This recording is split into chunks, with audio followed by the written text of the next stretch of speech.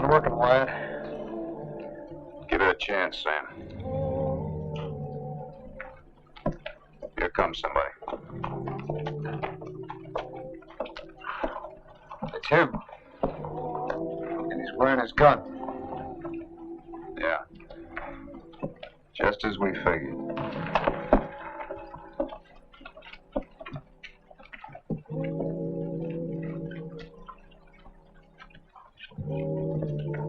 You leaving town, Mr. Watts? No. Then you're under arrest for wearing a gun on the street. I got good reason for it. Tell the judge. You've been after me ever since I... That's right. Are you going to unbuckle that gun or are you going to use it? You get a choice.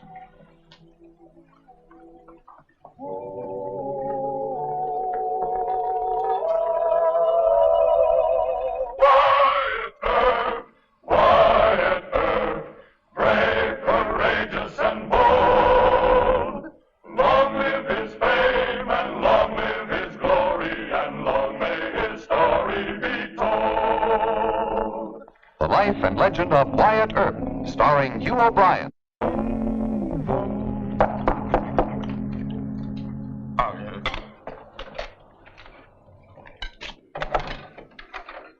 Evening. Your name Henry Brown? That's right. Take a look at this. There's a $1,000 reward for Harry Hogan. You've got the wrong man. No, we haven't. Go with him while he saddles his horse. Please. That poster's over 5 years old. We've carried it almost that long. Look, I'll admit it. I am Harry Hogan. I was part of a gang for a few years. Then I quit. Since then, I've been a homesteader, right here, trying to live right. You can tell all that to the judge in Kansas City. Wait, Henry. Are you lawmen, deputies or marshals or something like that? We don't carry badges, but we represent the law just the same. Henry, they're bounty hunters. They do this just to collect a reward. Come on, Hogan. We wasted enough time. I'll get my horse.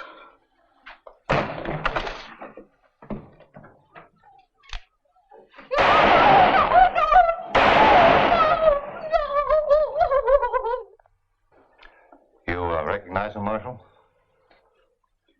No, I can't say that I do. Went by the name of Henry Brown. Used to homestead right near here. What do you mean he used to? He don't anymore. He's outside, tied over his horse's back. Tried to get away, Marshal, so we had to, shoot him. Who are you? My name's Bill Watts, and this here's Dave Ritchie. You're not lawmen. No, just a couple of law-abiding citizens, Marshal. Now, if you don't mind, we'd like to turn the body of this criminal over to you. Just how much does the reward happen to be? $1,000. Bounty hunters, huh? You search for scalp money. Well, now, Marshal, that ain't the way we describe it. Now, you two are the lowest breed in the West. If I see you again, I'll shoot you on sight. No, you won't, Marshal. What we done is perfectly legal, and you know it. We're turning the body over to you for confirmation, and we'll wait here at the hotel until the reward arrives.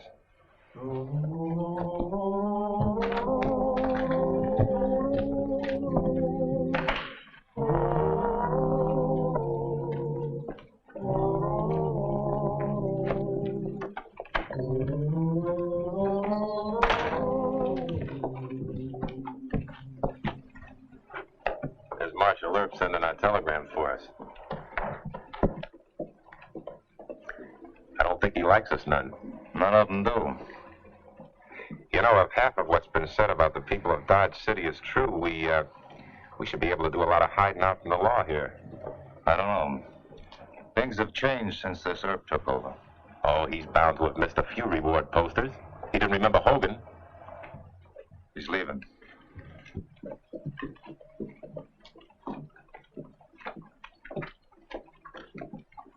Morning, Marshal.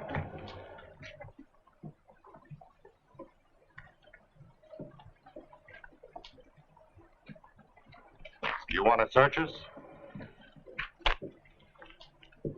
Your blood money will be here in a couple of days. When it gets here, I'll give you 1 hour to get out of town. Now, that's not legal, Marshal. We're not breaking any laws. We're upholding them. We'll leave when we're ready. Now, I'll tell you. You may change your mind.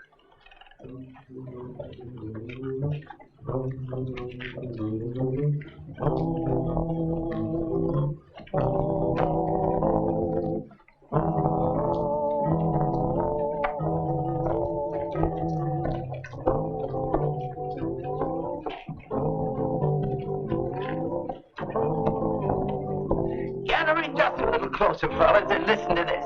Buzzards come to roost in Dodge. 2 members of one of the most despicable and dishonorable professions in the West, bounty hunting. At this very moment in Dodge City.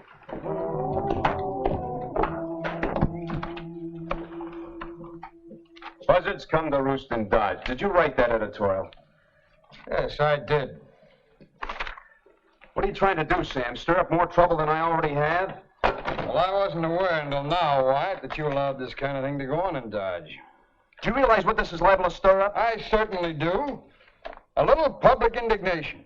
Look, Sam, it's liable to start a lynch party. But I'd have to protect those 2 vultures, and that's the last thing in the world that I want to have to do. Well, Wyatt, to be quite honest with you, I never quite thought of it like that before. I'll take it easy from now on, will you? Isn't there something you can do about those 2? No, not legally. They don't scare easy, and they're all hands at this kind of business. Their being here is the worst thing that ever happened in Dodge. Well, you make it sound pretty bad. There's no telling how many lives they'll ruin. That's what bothers me. Why? You mean you know of wanted men that are living here now in Dodge? Men like that all over the West. Men who got mixed up early in life. They've regretted it ever since. Changed their names and become decent people. Then these 2 buzzards come along and wreck their lives altogether. Maybe kill them. No, they're not going to kill anybody here. The minute that either one of them wears a gun, he's my meat.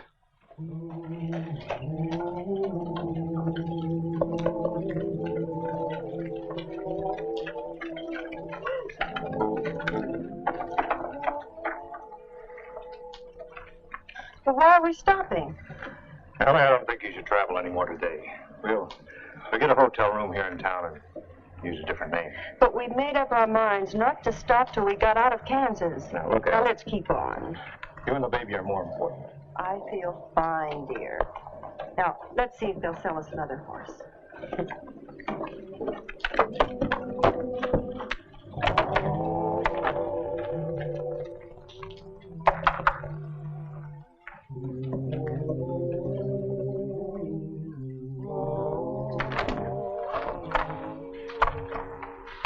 I told you the livery stable's always a good place. Where's the posters? In the drawer. Take a look at him. He's down there buying a horse. I've seen that face before.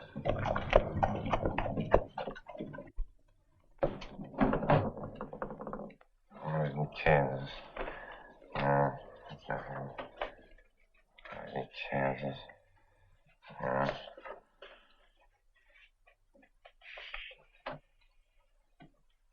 He's one of the Youngers. Wanted for questioning concerning an Abilene robbery. For information leading to this man, $150. Not a bad day's work. Think Marshal Earp will be glad to see us again? Leave it alone. Earp sees you with that on the street, he'll shoot first and ask questions later. We don't need guns for this kid anyway.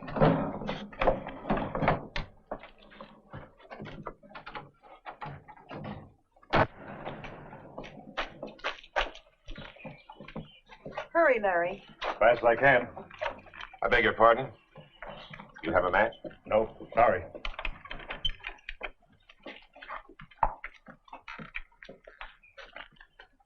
You're not going anyplace, Younger. No! Stop!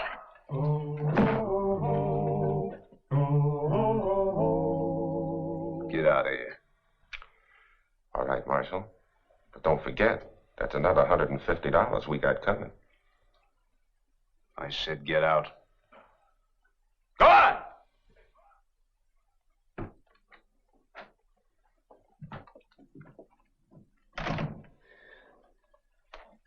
Are you all right, ma'am? I'll be all right. Been just too much for her, Marshal. Mrs. Younger, I'll try and get you a room as soon as possible. Mr. Younger, I'm going to have to lock you up. Well, he's wanted for questioning, ma'am, according to this poster. I don't like it any better than you do. I had nothing to do with the robbery, Marshal. The name is Younger. You can see what that means. He's never done anything with his brothers at all. We figured by spring the baby'd be here. But my brothers robbed a place in Abilene. Somebody recognized one of them, and I heard they wanted to question me. Well, you shouldn't have run away. I've had enough, Marshal. Every time they commit a robbery, they question me. Well, the worst that can happen is that you go on back home and answer their questions, then come back here and start west again. What about Allie? You see, I just don't have enough money to take care of her while I'm gone. Well, don't worry about that. I'll see that she's taken care of. Oh, thank you, I don't know how we Marshal. can thank you, Marshal. Now, forget it. Now, you go on in there and find yourself a comfortable cell. I'll take you on over and get you a hotel room. Have a good rest, Allie. Don't worry. Thank you, Marshal.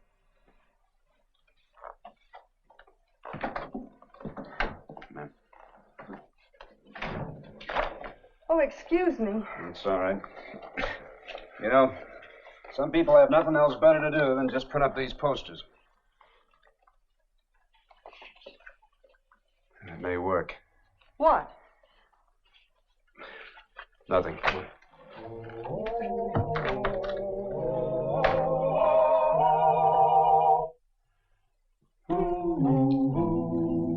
Well, how's this for a closing line, Wade? Such men are a scourge to the West, a shame on the human race, and should be run out of town. That should do it. I suppose this incites the people to violence like you were afraid yesterday's editorial might. I'm just going to have to take that chance, Sam.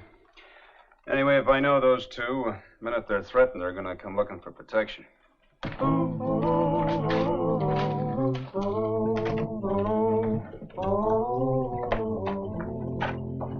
got our names in the paper again.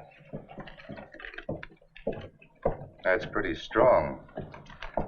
Sam Rolfe. You thinking what I'm thinking? Anybody who hates us as much as this Rolfe does should have a past worth looking into.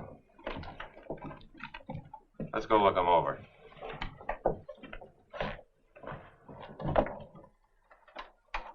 Well, here they come. I'll be in the back.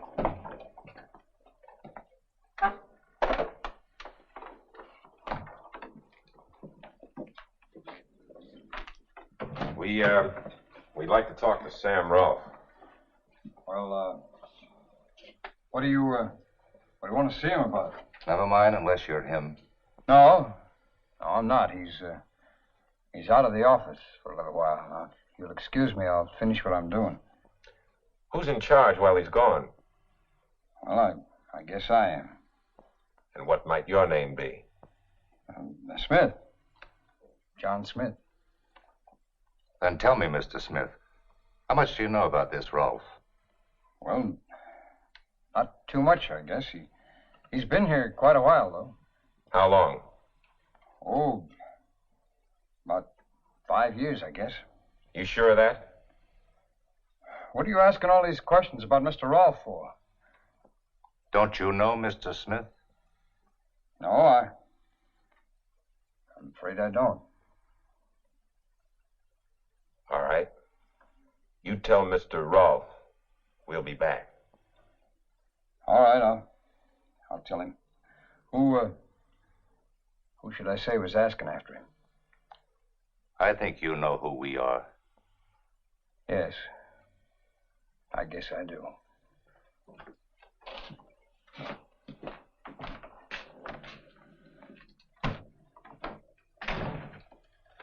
Well, that was quite a performance, Mr. Smith.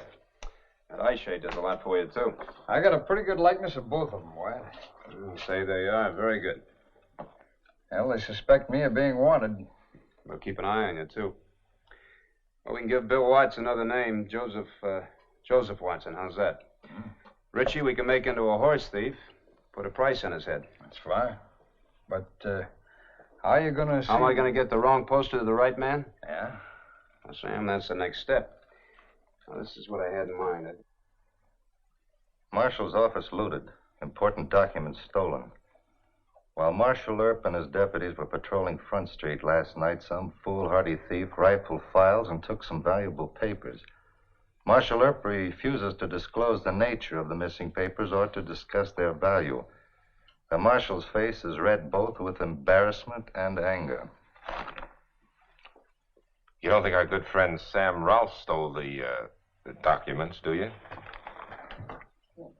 Maybe Earp's trying to frame us, accuse us of robbing his office. I don't know. Earp's no fool. I think we should go and have a talk with Rolfe. Try and find out something.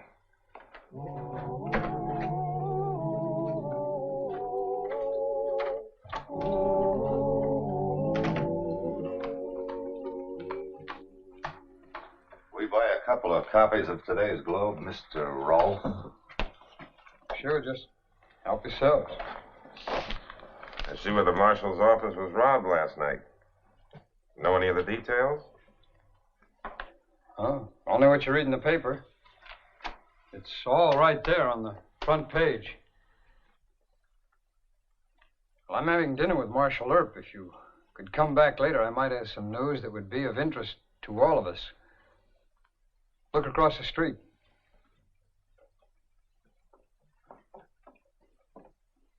He's watching us now. Couldn't you come back later and maybe we could meet somewhere? All right.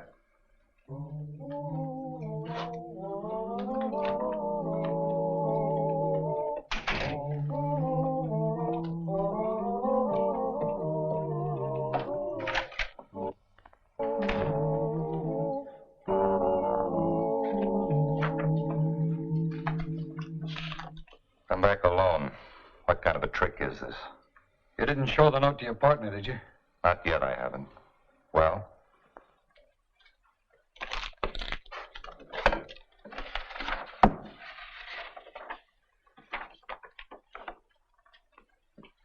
Where did you get this? I thought you'd like to see that.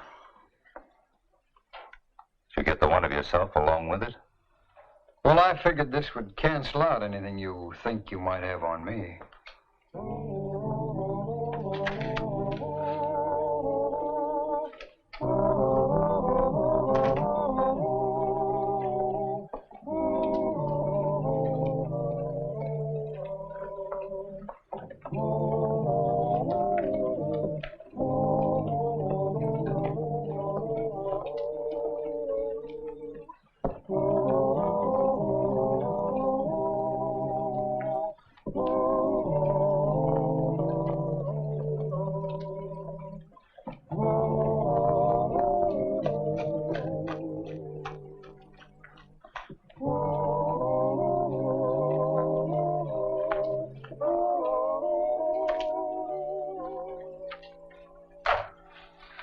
What's going on? What do you mean? I saw you coming out of the Globe office. Then I followed you to the telegraph office. You trying to cross me? Why don't you relax? Keeping tabs on Rolfe. Every time Earp sees us together, he thinks we're after Rolfe. Have to be more careful, that's all. What do you mean, more careful? We'll have to work alone. Earp can't be in two places at the same time. What were you doing at the telegraph office? I sent a telegram to Kansas City to get a line on Rolfe. You cross me and you know what'll happen, don't you?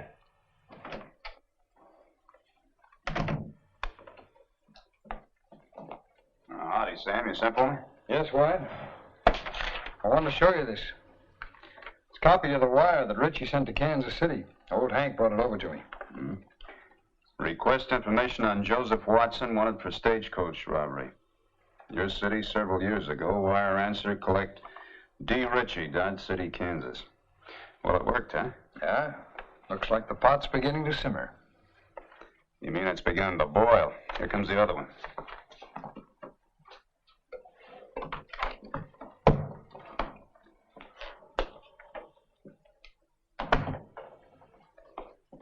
Good afternoon, Mr. Watts.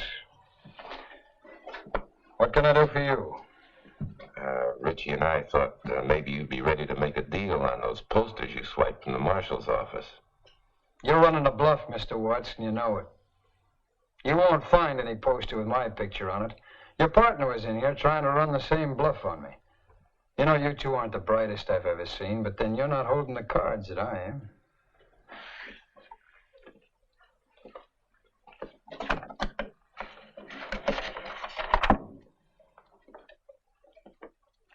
You see, I found a poster with a picture on it that I think you'd find mighty interesting. Wanted for horse thievery, Daniel Goodrich, alias Robert Richards.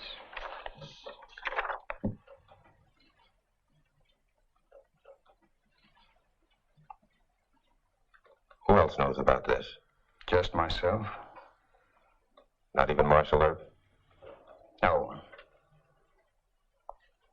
So it was you who stole the posters out of Earp's office? Well, when a man's in a spot, Mr. Watts, he has to protect himself all the way around. Besides, who'd believe you? All right. You mind your business and I'll mind mine.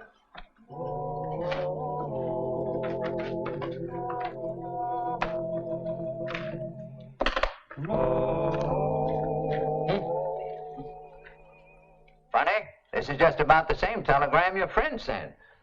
He sent it to the same fella. Only he was checking on a fella named Watson or some such name about a stagecoach robbery. You get that through just as quick as you can. Fellas must be mighty important lawmen.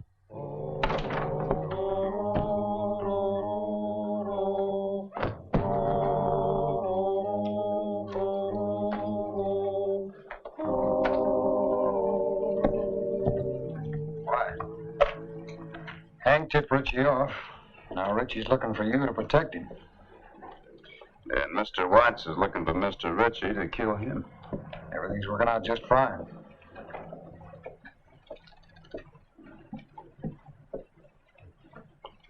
It's Watts. And he's wearing his gun.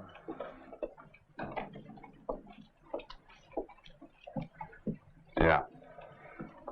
Just as we figured.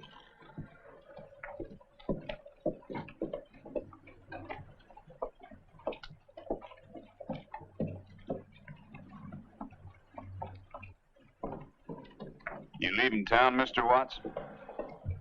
No. Then you're under arrest. For what? For carrying a gun in the street. You've been after me ever since? That's right. Are you going to hand over that gun? Or are you going to use it? Oh, Marshal. Marshal Earp, I've been looking all over.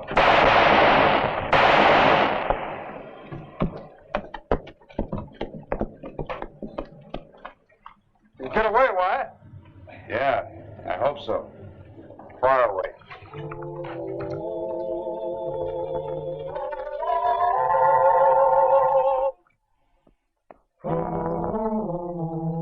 Now, I can put you in jail for 30 days for carrying this gun. 60 days for resisting arrest and 30 more for disturbing the peace, but I'm going to suspend that and let you go. Why? Because I don't want you around. But I'll tell you something, Mr. Watts. If I ever see your face in Dodge City again, I'm going to lock you up for a long time. Well, what about my reward money? For Hogan's body and for Younger? Well, you can be fined, too, you know. And I'd recommend to the judge that it'd be about $1,150, and I think he'd listen to me.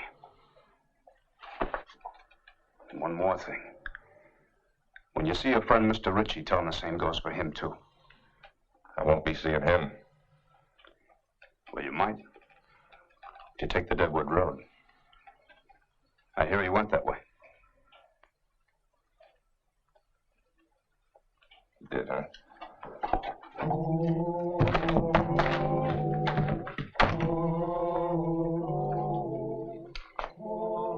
You think they'll figure it all out, Wyatt, before they shoot each other? I don't know, Sam. Your guess is as good as anybody's. At least we get rid of him. Well, he cleaned up the country, the old Wild West country. He made law and order prevail.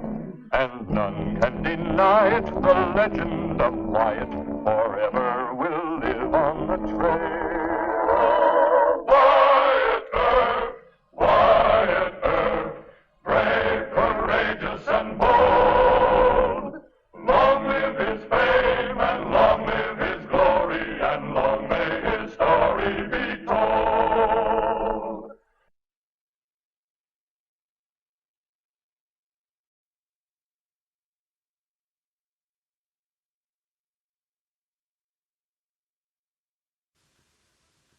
Hey, Curly, I'm not Wyatt Earp. I'm just his little brother, Morgan. You're not afraid of me. Get your deputies out of the way and we'll shoot it out, just you and me. All right? Just the two of us. Walk out, Curly. I'm coming out.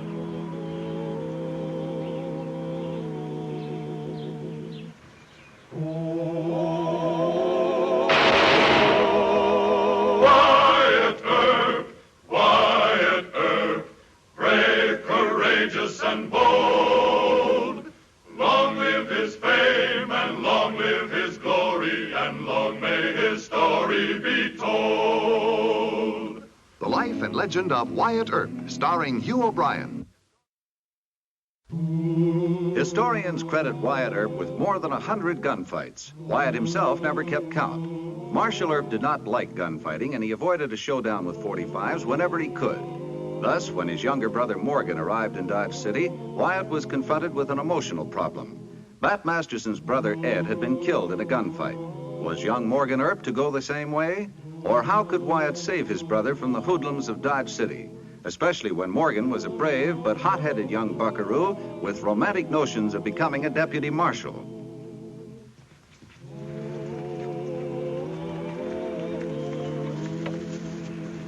No. That ain't Wyatt Earp. Are you sure, Curly? Wyatt don't dress that way. Well, from here, that fella sure looks like Earp.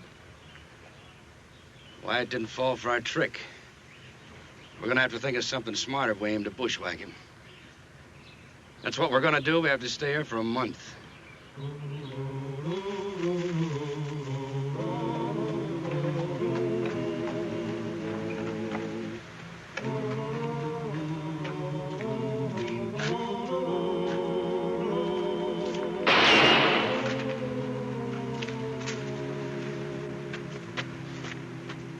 Hey, you ain't Wyatt Earp.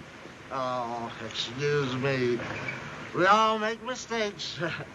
No hard feelings, I hope. I'll keep this until you're sober. Stay out of my way. Did you fire that shot, Mr. Miller? We all make mistakes. Howdy, Wyatt. Morgan! Oh, for God's sake, it's good to see you. Nice, friendly little town you got here. Hey, Mr. Miller, that was my kid brother you were shooting at. You know that? Sorry. Now, you go turn yourself into jail. Very definite mistake. Excuse me. Don't go too hard on the man, Wyatt. A drunk can kill you just as dead as a sober man, you know. Golly, Morg, it's sure good to see you.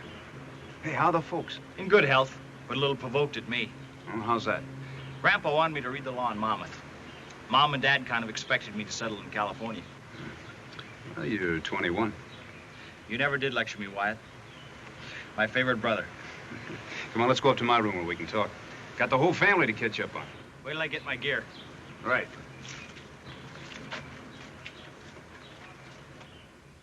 I want Virgil to come to Dodge with me. But you know Virg.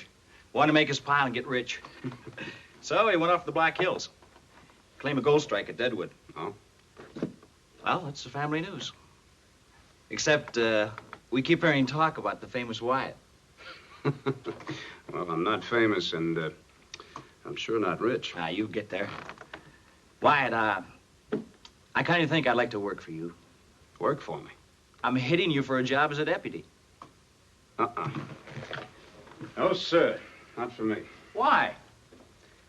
Because Mr. Masterson let his brother Ed talk him into a job like that. A couple of hoodlums killed Ed. Yeah, but why? There's no sense arguing. I'm not going to take the responsibility of having you hurt. Nobody's going to hurt me. Morgan, there are an awful lot of angles to this that I haven't got time to explain to you right now. If anything happened to you, Grandpa really lay me out for it. Look, we'll talk about it at dinner, okay?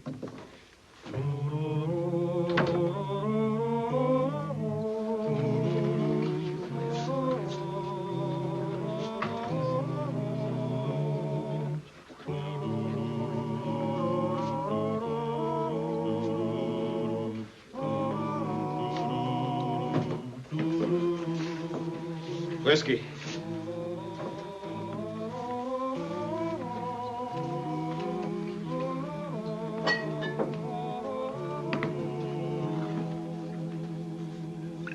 Dr. Holliday. Hello, Morgan. I haven't seen you since Texas. That's right. Deacon Earp would not approve of our association. Although by my bad example, I've turned hundreds away from strong drink. Wyatt doesn't think much of me either. What have you done? I asked him for a job as a deputy. He thinks I might get hurt.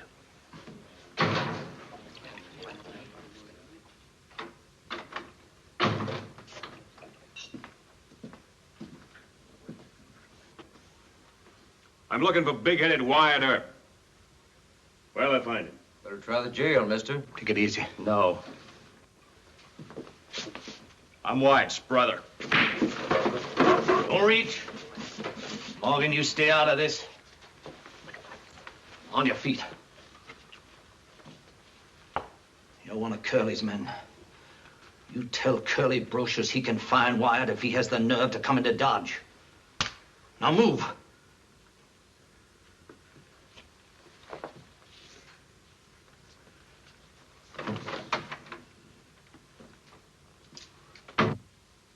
You think you're immortal? Why? That was Johnny Ringgold. You don't hit him with your fist and then turn your back to get your gun from the rack. Besides, he wasn't out cold. Look, I'm not as scared of him. I'll go shoot it out with him now. Now, wait a minute. I want to talk to you, Morgan. In there.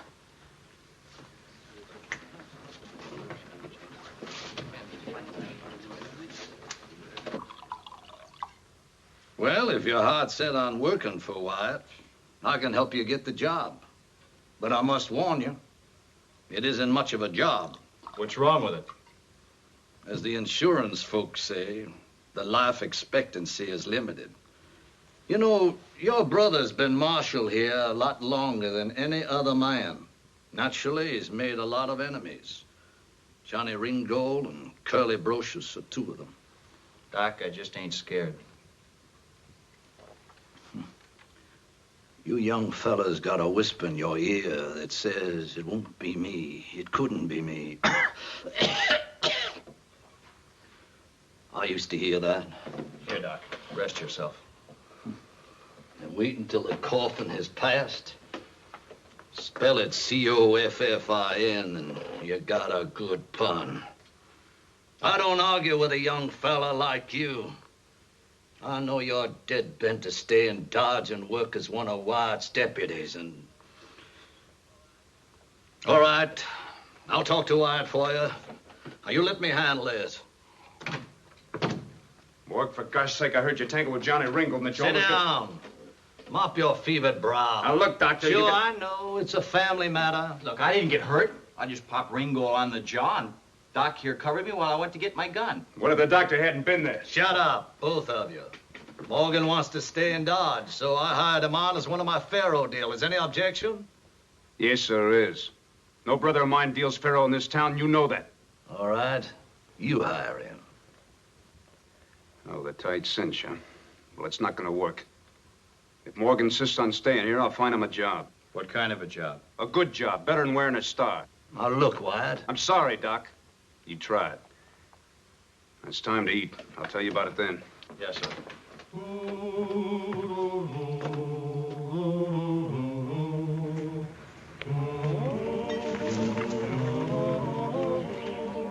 Well, what'd you find out? Nothing good.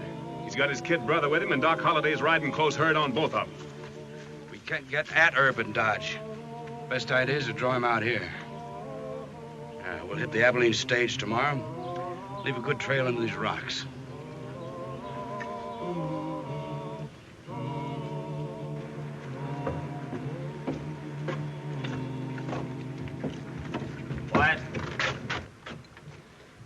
I'm not going to be any good at selling hardware.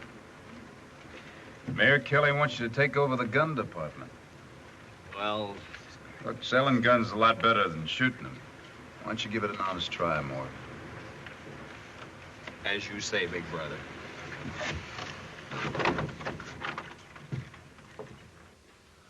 One Earp in this town is plenty. I figure we can give the great marshal a lesson by knocking off his baby brother. He's got him stashed in the job at Kelly's Hardware. We can do it real quick, then blow.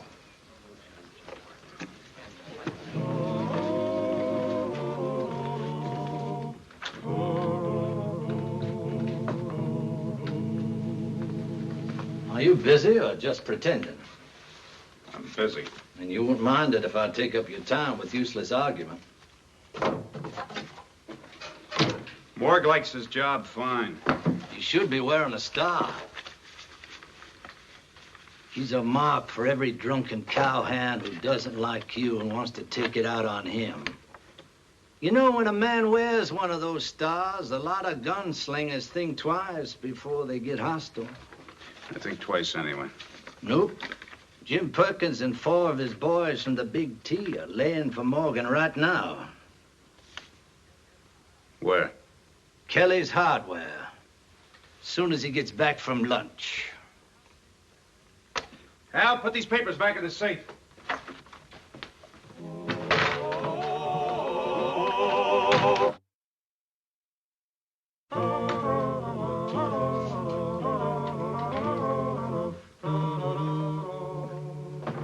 Huggins decided to take that new Winchester. Better lay it aside for him. Right, Mr. Kelly. Who left the 6-gun? Oh, that's mine. Well, thank you very much. I know you're going to enjoy that lamp a lot.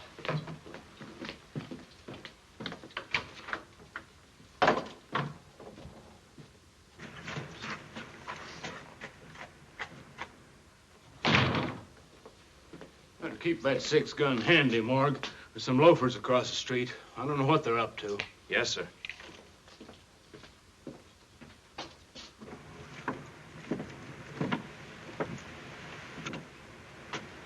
Pete, Si, we'll go in.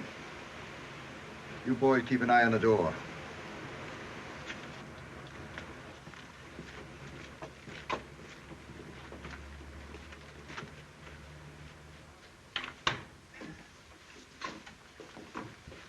Howdy.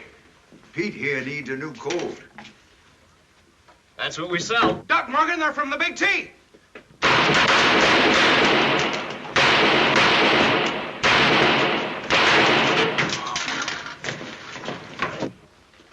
For Pete's sake, Wyatt, I might have hit you. Morgan's quite a fella. He fanned my gun and all 3 of them went down. Then he jerked his own gun and hit the only one who was still able to shoot. These men ought to be toted over to Doc McCarty. You hit? Not a scratch. Well, it's a wonder you're not dead. Fanning a gun like that. Wyatt, the boy got 4 men. That's not the point. It's how he got it. Well, let's get out of here. Bring along those 2 guns you used. You arresting me? There's got to be a hearing. Why, Marshal Earp, you must have lost your temper. I didn't do it. Morgan? Must have been fast shooting, son. Don't praise him. He fanned 5 shots. Ruined Mayor Kelly's gun. Hey, I'm your prisoner. He knows you're not going to run away. Come with me, son. Well, come on, fellas. Let's pick him up. Take him over to the dock. What's wrong with Wyatt? He never used to be so touchy. Old age? Don't make sense. He's only 30. Morgan, did it ever occur to you how risky it was to fan a gun against 3 men? No, I didn't even think about it. Suppose you stop one right here. Why, Doc? Doesn't matter. Young, middle-aged, or old, the good Lord will take care of us. You believe that? Yes, there was a time when I knew that. When I headed into my first gunfight, I said, "Forgive me, sir, for having to do this. But now I'm out of touch." No, you're not. Son, I'm bound for perdition. On a runaway Injun, Deacon Earp is trying to beg me off. The brakes are gone. Ah. One honest prayer, Doc. You'll make it all right.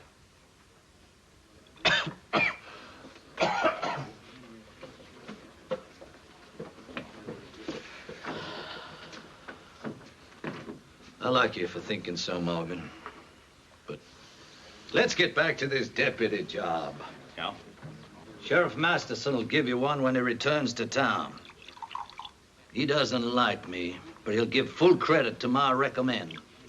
Thanks, but I'd rather...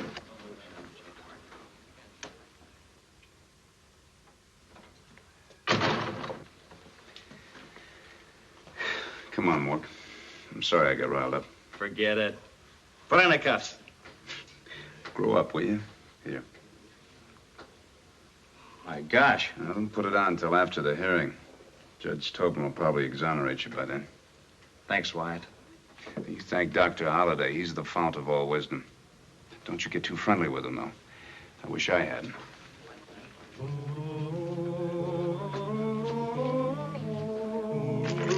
Throw your guns in the boot. Give him that money sack. Hurry it up.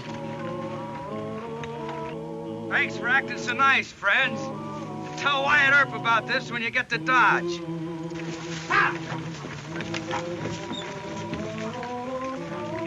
Hey, Curly!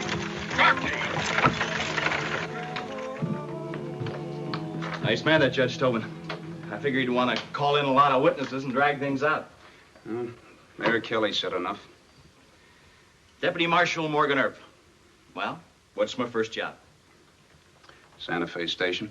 You keep a deputy there? Yeah, it's a break-in spot for cub deputies.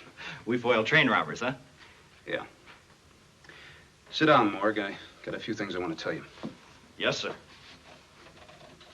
Fire away. Well, to begin with, I hired you because the doc argued that a star would keep the drunken hoodlums from taking pot shots at you. Yes, sir. And don't feel so cocky. Oh, why? Now, listen to me. You were a fool for luck yesterday. The doc saved you from Johnny Ringgold, and the good Lord pulled you through that gun fanning routine down at the hardware store. Guess he did. And don't you ever forget it. And don't you push your luck any further. This is a rough town, Morgan. Look, I'll stay alive. Quit worrying, will you? All right. I guess you'll be safe enough down on the depot patrol. 1 week of that ought to convince you that a deputy's job is pretty dull, even in this town. Hal? Yes, sir. Hello, Morgan. Howdy. Say, I was betting you were going to hire him. Welcome to our police force. Thanks, Chief. Save the congratulations. Morg's going to be guarding the Santa Fe station, so as my chief deputy, keep an eye on him, will you? Yes, sir. Thanks. Well, I'm going to go down and meet Sheriff Masterson at the corners. He sent word that Brocious and Ringgold outfit are camping in Fort County again. Unless we pick up a hot trail, I should be back in about 3 hours. And the answer is no. You're not going with me.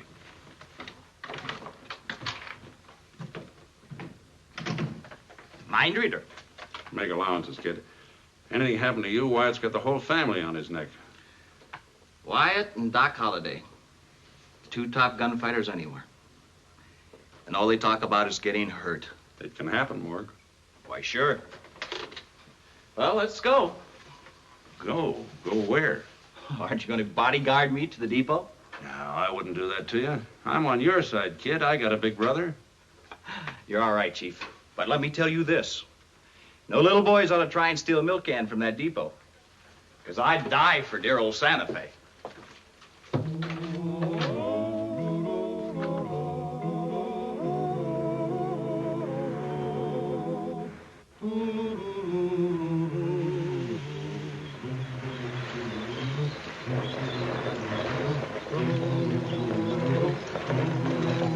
Deputy Hal!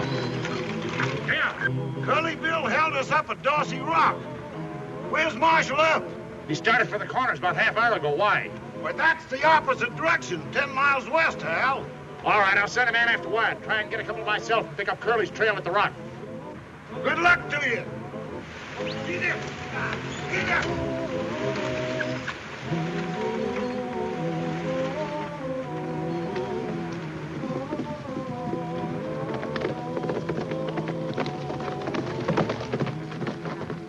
Morgan, Get on your horse. Try and overtake Wyatt. Tell him Curly Brocious took the Abilene stage near Dorsey Rock. Where are you going? I'm on my way to the Rock as soon as I can find a couple of deputies. Let one of them go after him. I don't know that trail. I'll ride with you. Morg, that gang probably lit out for Bushwhacker, but we're liable to run into him. And you know Wyatt. You're short on deputies. You want to leave me whittling on a depot platform? Come on.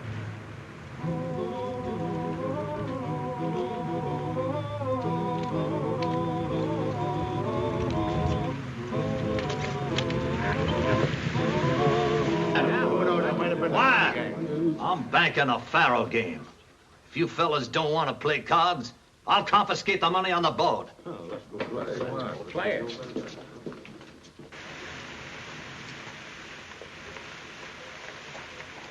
Let's move!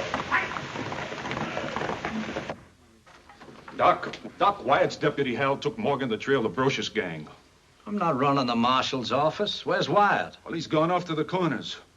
Brocious and Ringo will bushwhack Morgan, that's what they'll do.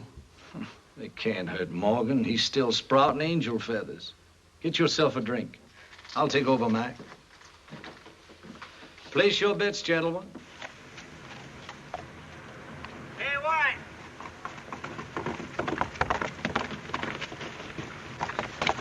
They hit the Abilene stage at Dorsey Rock. Hal's trailing them, and he took Morgan with him. Morgan?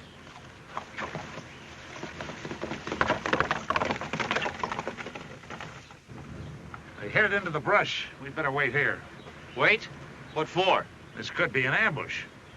Curly and Ringo don't scare me. You wait for Wyatt.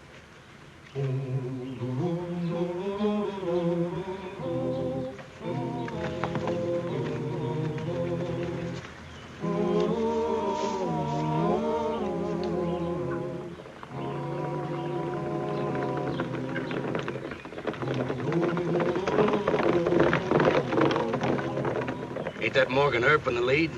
Yeah, that's right. He's mine. I want him in a stand-up fight.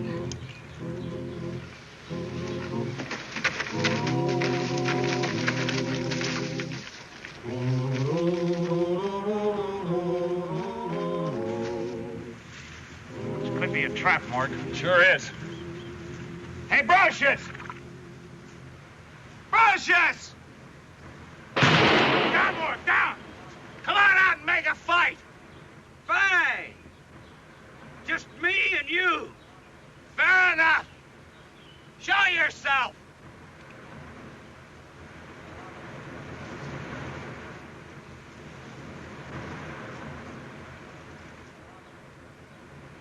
Thanks, Curly. This is the way I like it.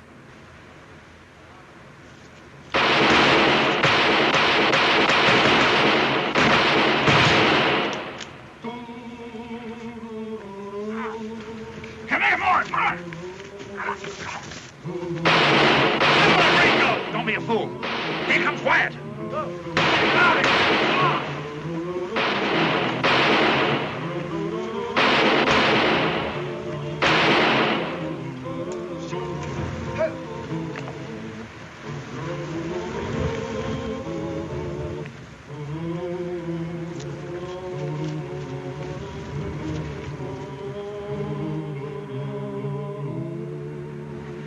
I would have got him if my foot hadn't slipped. Real fancy, slapping off shots at 20 yards. Why, sure. And look who got hurt. Look, we'll hold a big debate back in Dodge. Now pick him up and let's get out of here.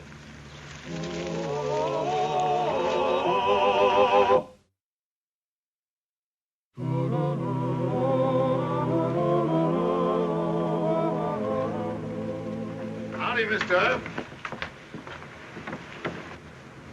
Howdy, Doc.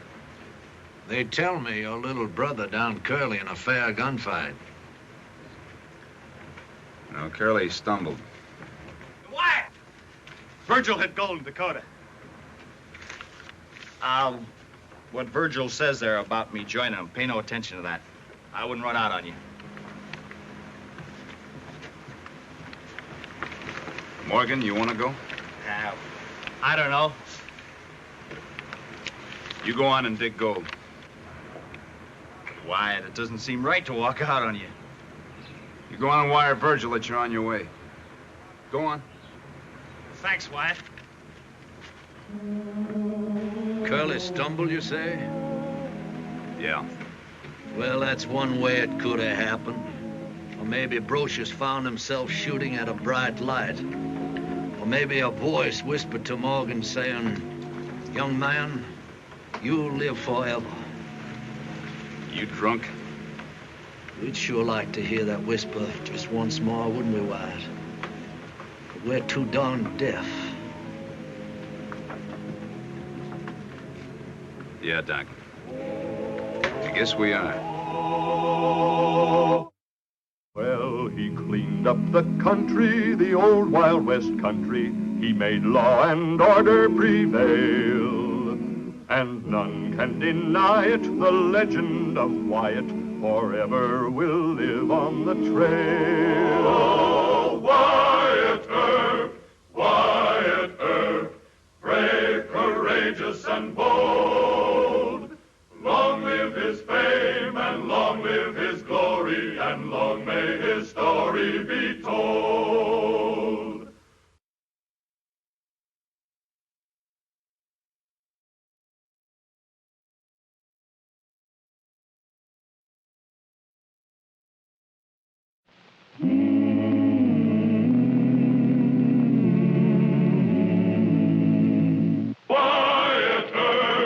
Wyatt Earp, brave, courageous, and bold. Long live his fame, and long live his glory, and long may his story be told.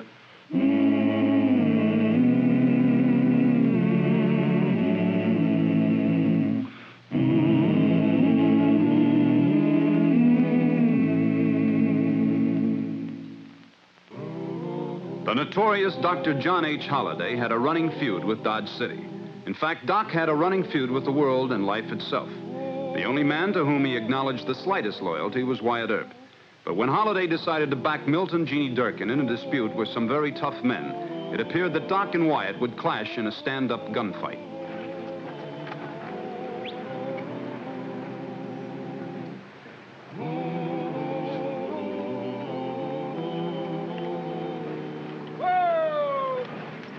Oh, Rosie.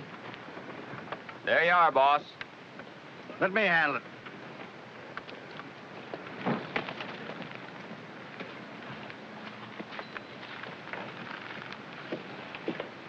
You Milt Durkin?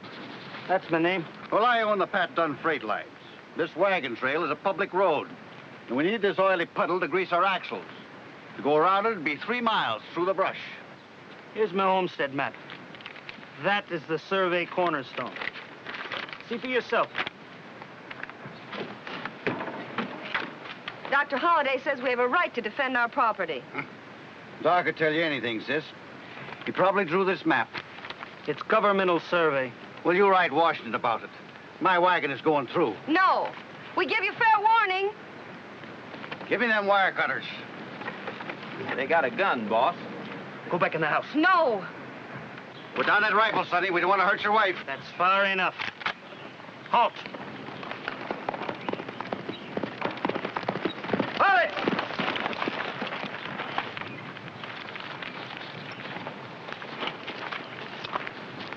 Howdy, Mr. Dunn.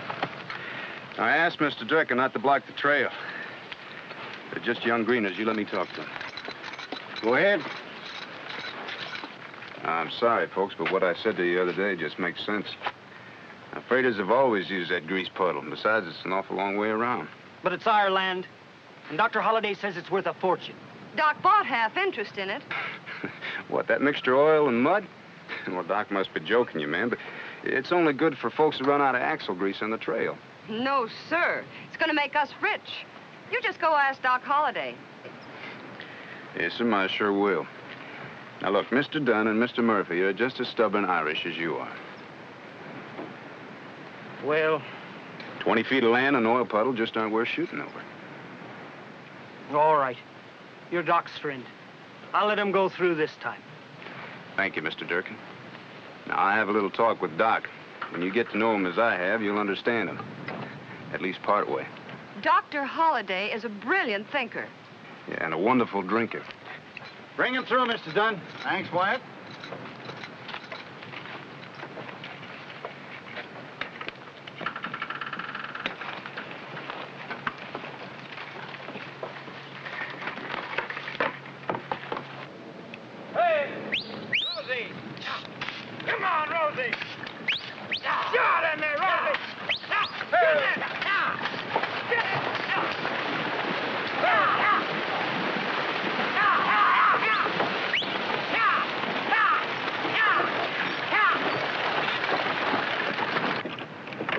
Engobra!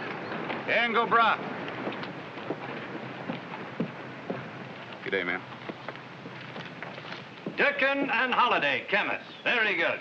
Dr. Holliday's magic ointment. That's brilliant, boys. All right, put it up right in front. After all, that's what we're selling. Move. Will it cure anything? Will it cure anything? I've killed men for less than that.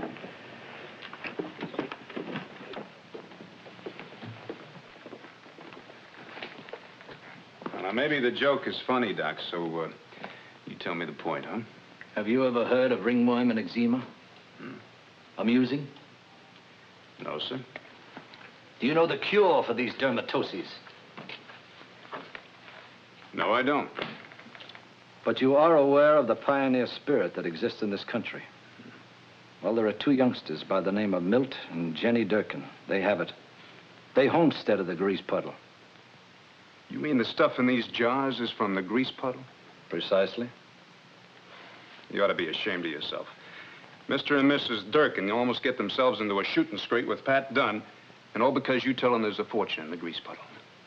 A small fortune, yes. And I suppose it'll cure the itch. In a sense. There's no sense in tolerating discomfort and pain. All right, what's the real reason? That will do so. You presume on a very slight acquaintance. Oh? Well, I figure I know you as well as anybody does. You don't even know yourself, Wired Up. As a matter of fact, you... Oh, here are the stock certificates now. Put them on the table, sir. Be with you in a moment, ladies. These are the women I hired yesterday. You aiming to sell stock in the magic ointment? Deacon Earp, you're invading my privacy. Good day, sir. All right, ladies, you may go in the back room. I'll show you how to fill the jars.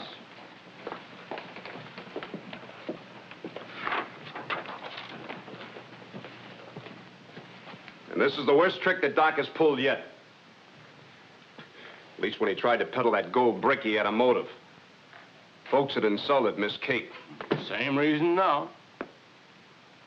What? Miss Holliday tried to join one of the churches, and some of the women gave her a cold shoulder. Oh, no. It's fact. Then Kate and Doc quarreled, and last night she took off for Kansas City. Guess I'll have to send for Miss Kate. She's the only one that can handle Doc. Well, let him peddle his mud. Folks aren't that foolish. Yeah, well, look, he's got two nice people mixed up in this. As a matter of fact... Dr. Holliday said I'd probably find you conspiring with the mayor. Conspiring, is it? Mrs. Durkin, do you know our mayor? Well, I assure you that Mr. Kelly doesn't conspire. But he does have an official interest in the firm of Durkin and Holliday. Why? Well, because you're aiming to sell magic ointment and stock in the concern here in Dodge City. It's perfectly legitimate. Doctor says we have to put the fence up again, too. Well, that means trouble. What you get, you have to fight for, Mr. Earp. Is Doc going to help you fight? He most certainly is. And I came here to tell you to stay out of it. You know, you may be a town marshal and a United States deputy marshal, but you can't defend common trespassers on our legal homestead. Well, Judge Tobin will be back in another hour. The only thing to do is arrest Doc and charge him with a confidence game. Yeah. Meantime, I'll send a telegram to Miss Kate. Oh, she's sore at Doc. She won't come back. Mr. Kelly, she always comes back. Now, I'll go on out there. Maybe I can stop a shooting. Ask the judge to issue a con game warrant, huh? It'll be a pleasure. Road closed, no trespassing. Detour. That's a perfect sign, Milt. And I like the idea of the arrow. It'll show them ignorant mule skinners how to jog around this property. Well, can't they understand plain English? The mules can, but not the drivers. You sure Mr. Earp will agree everything's strictly legal? There are two serious flaws in Wyatt Earp's character. He knows the law and he respects it. Well, he can't say the magic ointment won't work. Look at this, Doc. Doesn't look bad, but you keep dosing it. You think you got it licked and it comes right back. Look yonder.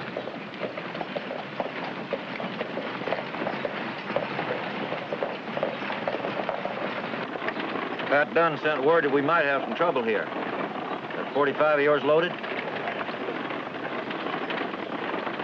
You better stop where you are. Not yet. They're not on our property. You yell at my team again, I'll beat your brains out. He said stop. Take him.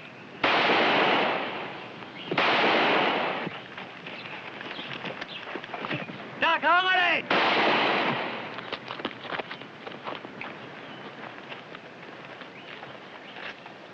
Are they dead? One is. The other moved a little at the last second. How is he?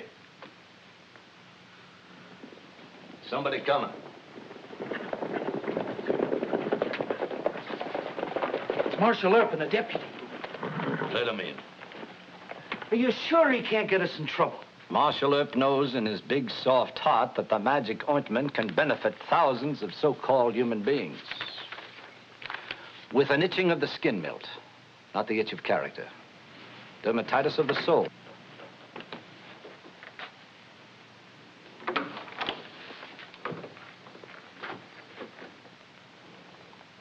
You heard bad? No, sir. Got a warrant for your arrest. Those mule skinners were armed and trespassing. You're charged with peddling a worthless medical remedy and offering stock in a fraudulent business. But it's good medicine, Mr. Earp. It cured me of a terrible ringworm. Hold your breath, Milt.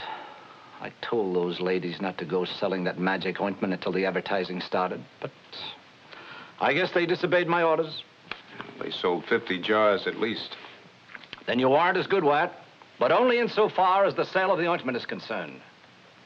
No stock has been sold. You still got to go to court. All right. But you, Tobin, and Kelly are going to look like fools.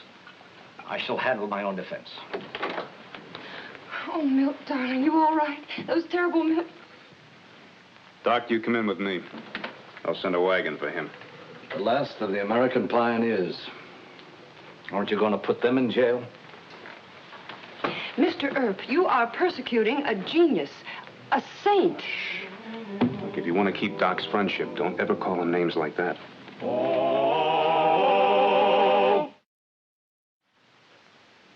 Mayor Kelly, you may step down. Mayor Kelly's testimony concludes the case for the prosecution. Dr. Holliday, the court will now hear your witnesses. Only got one. Dr. McCarty. You may take the stand, Doctor.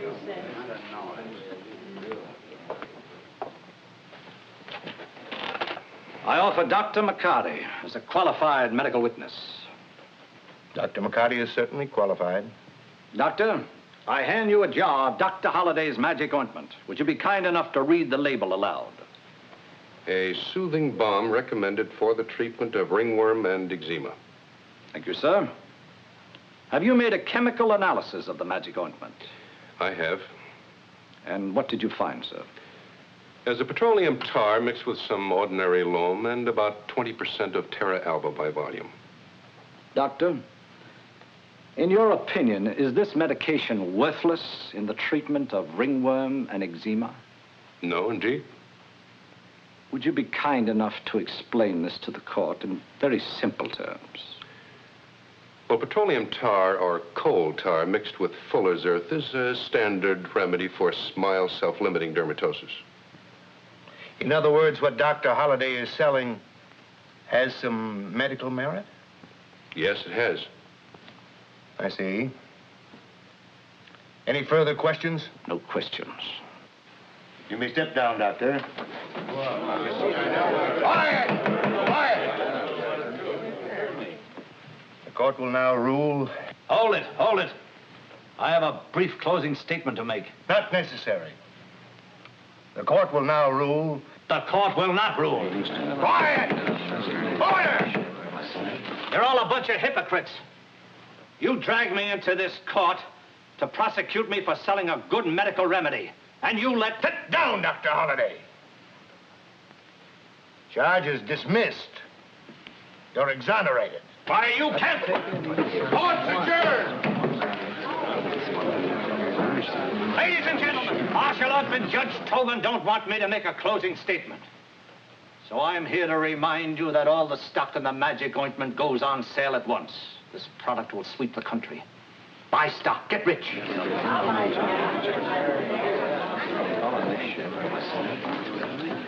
Oh, you made fools of them. You are a genius. Thank you, my child, thank you. I think Wyatt wants to say a few words to me. I'll see you at the store later. Yes, sir. We're rich, Jenny, we're rich. Doc, you and the Durkins have proved your point. Why don't you quit while you're ahead? I promised them a tidy fortune, Wyatt. That's what they're going to get, a tidy fortune. No, they're going to get themselves into a shooting fight with some very tough mule skinners. It's too bad Miss Kate isn't here. Don't mention that name. No? I gave that woman $40,000 to go away and stay away. What's your price to leave me alone? Nothing.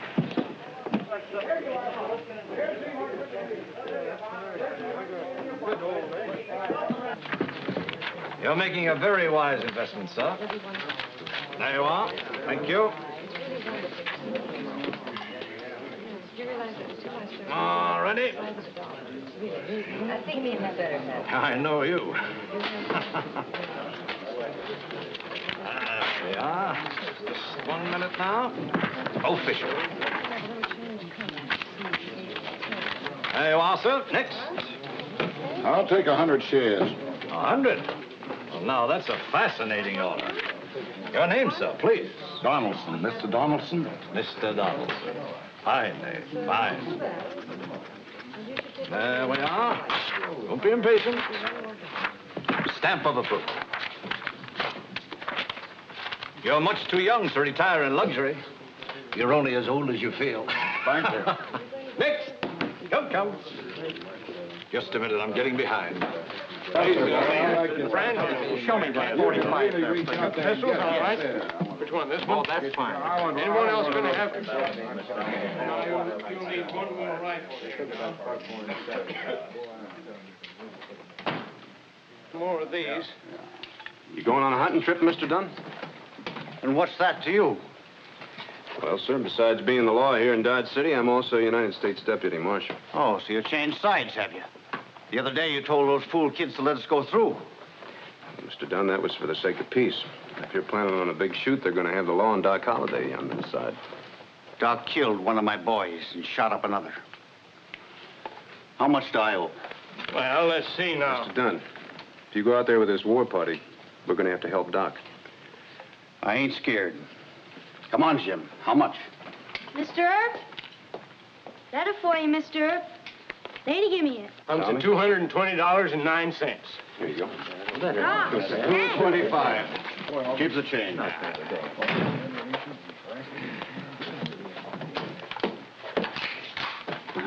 See you at the grease puddle, Wyatt. Too bad.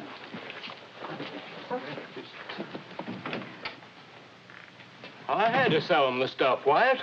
He's a good customer. Besides, he'd have bought the gun somewhere else. Yeah.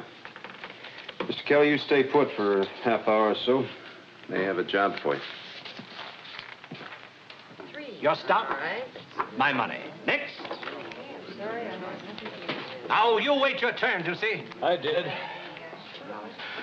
Pat Dunn and his boys are going to run you off that farm. Oh? We've sold our quota for today, ladies and gentlemen. We're closing. That's all. Oh. That will be all for today. Sorry. Sorry, dear. Come back tomorrow. What's the matter? And I don't know whether you want to try it or not, Miss Kate. Well, it'll probably take an awful lot of money. How much? I don't know. $35,000, maybe more. No. Let them fight it out. Well, you can't bet on all of us coming through. A gunfight like that could probably... Wait a minute. Why did you say all of us? You see, my deputies and I, we have to help Doc. The law's on his side. The law's on John's side. Well, just this once, Miss Kate. See, Mr. and Mrs. Durkin, they bought a section of land that contains the grease puddle. But would John sell out to Jim Kelly? They don't like each other. No, that's why I think Doc might do it. Now, sticking the mayor of Dodge City with that grease puddle might just be too much for him to resist. All right. I'll give you the money. But not for John, mind you. Well, thank you, Miss Kate. Get Kelly started. Yes, sir. Oh, and if I were you, I wouldn't fret too much about Doc. I think he misses you. Why do you think that?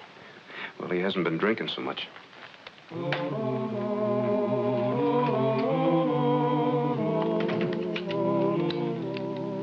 I'm glad we gave Ginny the slip. Wouldn't it be handier to fight him outside? I mean, we could get a crossfire on him. You can fight him outside if you like, son.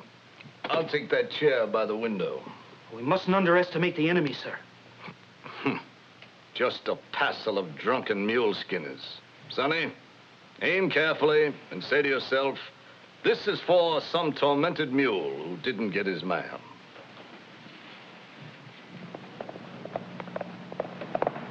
Uh-oh. Just one man, and on a dead run. Shoot him. But he might be on our side. Shoot him. No, he's too close. It's Mayor Kelly. It's Mayor Kelly. Kelly? He's my meat. Oh, please, Doctor. Now, he's a close friend of Marshal Earp's, and if He's a pious politician. He'd lick your boots to get a vote. Tell him to go away. Sure, Doctor. I'll tell him right away. I want to see Doc Holliday. There you are. You'll have to excuse us, Mayor Kelly. You see, Dr. Holliday and I were expecting a gunfight, and I know. Dr. Holliday, I'd like to buy your company. What? I'm swallowing my pride. Business is business. Besides, that magic ointment just might make a fair success. Well, we're not selling. Just a minute, son. What's your proposition, Mayor? Well, first we ought to talk over some of the details, and I came prepared to make a substantial offer.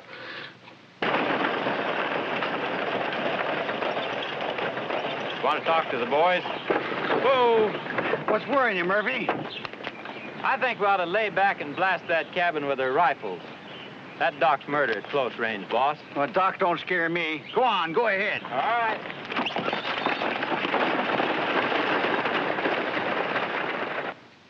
No. You'll have to make it more money. 35,000. 40. I haven't got that much. Besides, the company isn't worth it. But, Dr. Holliday, with half of 35,000, Ginny and I could go to California and we No. could... But, Doctor... Oh! Well, reset your saddle. Mr. Dunn's got too much of a head start. I'm still betting on Mr. Kelly. Yeah, well, so am I. He's our only hope.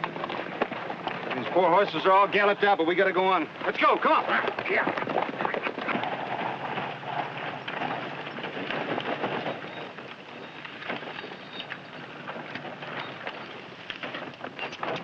There's only 3 of them in there. All right, boys, scatter.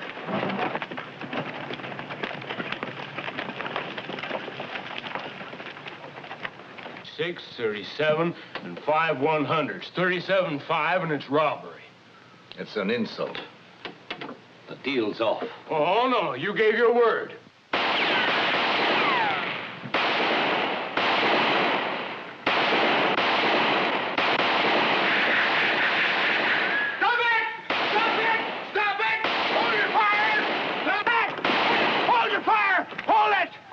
I bought him out.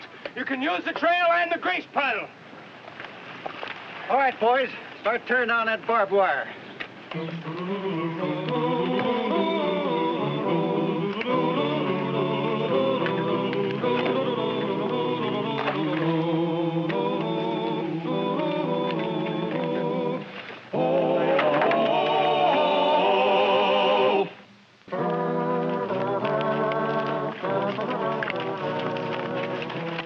Wait a minute, Wyatt.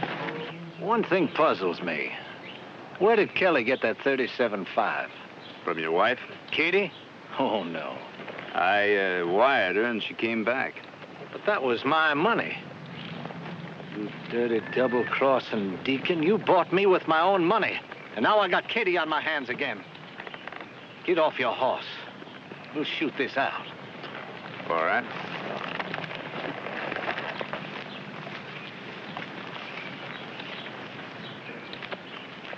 Well, however this turns out, Miss Kate still loves you. I sure don't know why, but she does. You ready? Yeah.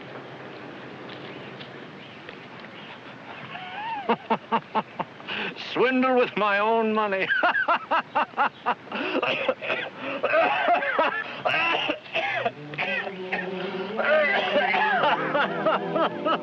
Come on, Doc. We'll go home to Miss Kate.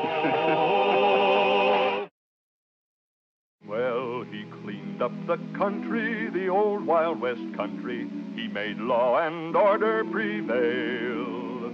And none can deny it, the legend of Wyatt forever will live on the trail. Oh, Wyatt Earp, brave, courageous, and bold. Long live his fame, and long live his glory, and long may his story be told.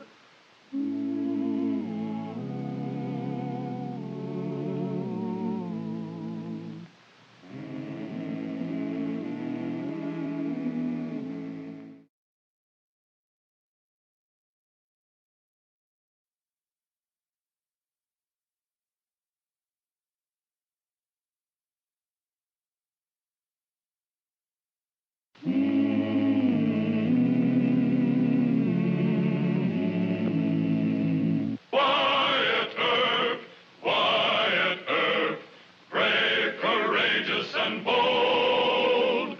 Long live his fame, and long live his glory, and long may his story be told.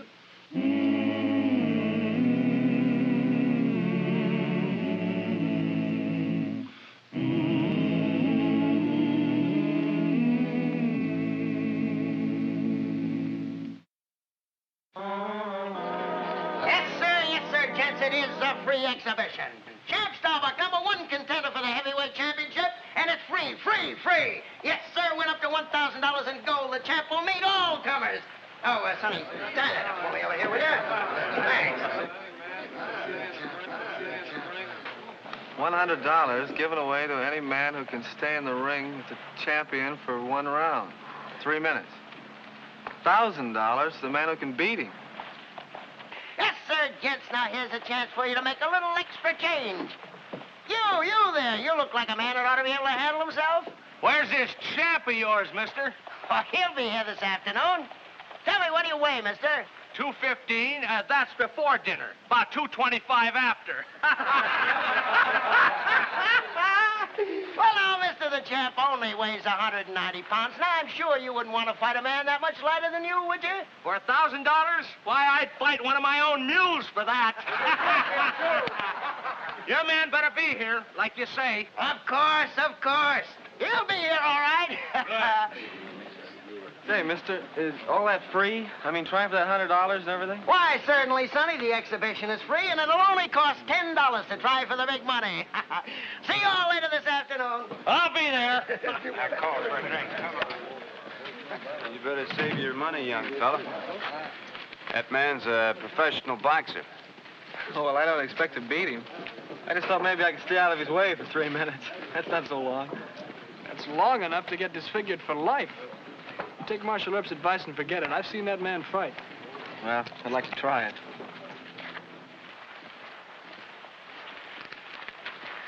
You say you've seen this fella Starbuck fight?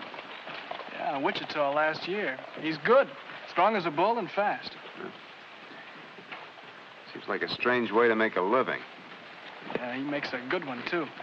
I saw him take on 19 men in 2 hours. Now, one of them lasted the 3 minutes. See, that's $190 plus whatever his manager won, covering bets. Hey, Bars. Yeah? That's Earp, the tall, black-haired one. All right. You think your fighter can handle him? Oh, now, please, Mr. Moresby, let's not joke, huh? Champ will break him in two. I hope. Yes, sir, for what you're paying us, we can bust him up pretty good. All right.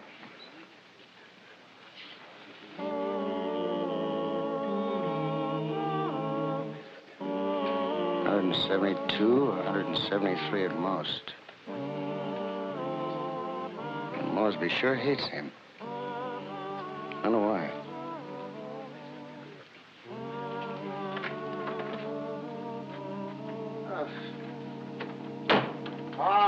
right, come on, get up, wake up. You can't sleep all day, you got work to do. Come on, get up. Wake up.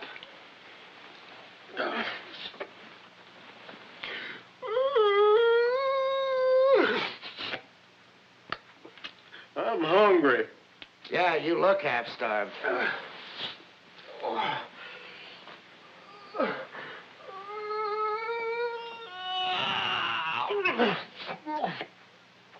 Say, did you ever run into that fellow, what's his name, Moresby? Yeah. And the man Moresby once flattened is the town marshal. Frank, you got a short memory. You remember that deputy up in Abilene? He come looking for us with a gun. Yes, but this isn't just a deputy. This is Wyatt Earp himself. From the way I hear it, if we beat him fair and square, he ain't gonna come after you with no gun. And from the way I hear it, he's pretty handy with his fist. Oh, when you get through with him, he won't even have enough strength to lift a gun. Besides, if we bust him up pretty good, we get a bonus. How much? 300. How much? All right, 500. 500,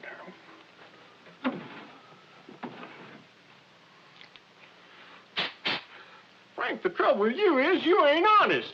Look, I don't want you using those knocks on anybody but Wyatt Earp. Too many broken jaws around here, and he'll get suspicious.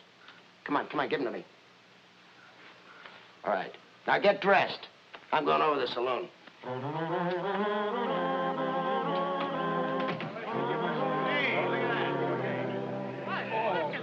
Oh, he's standing in front of us.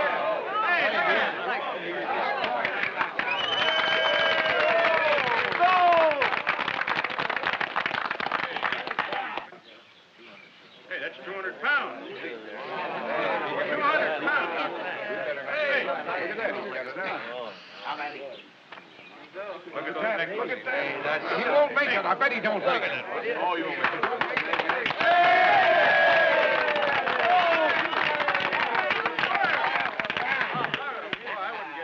Never mind them feats of strength. Let's get to the fighting. Come on. Very well, gentlemen. The champ will now proceed to take on all comers. That's right. And the fee is only $10. Yes, sir, gentlemen, you got a chance to increase your money to the odds of 100 to 1. $1,000 United States currency for any man who beats the champ. And $100 United States currency for any man who stays one round. Now just take a look at him, gentlemen. He's an ordinary man like the rest of you. But he's willing to pit his strength and his skill against any one of you. All right. Now, who's the first one to test the champion? Who is it? Here I am.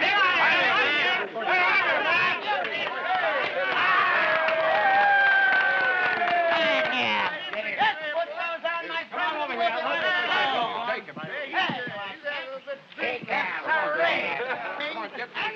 Even if he was sober, that cowhand'd get his head knocked off. I don't know. He looks pretty strong to me. Come on now, Bob. Get into it.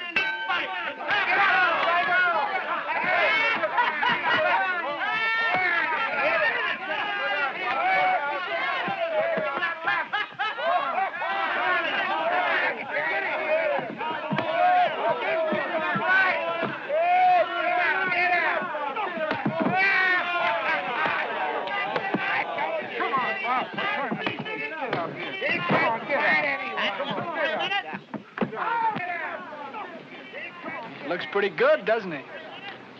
Yeah. All right. Now, who's the next lucky man? Me. Step right into the ring now, mister.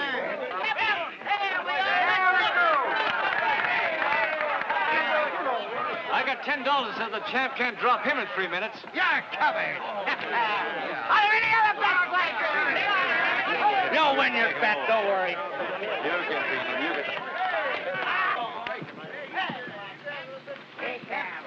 Hey, he's a little big for you, isn't he? Oh, yeah, maybe so. I'd like to try him, though. If I had $10. Will he be here tomorrow? Don't know. Well, I need $3 more. Maybe I'll learn that at the livery stable.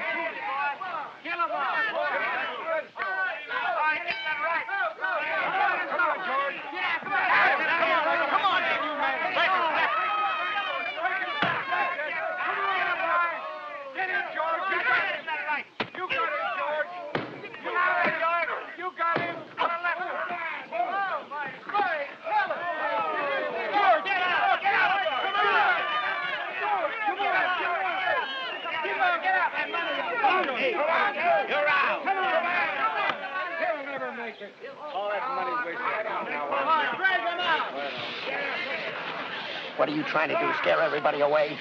The big slob made me mad. Well, you can't afford to lose your temper. Hey, Bart.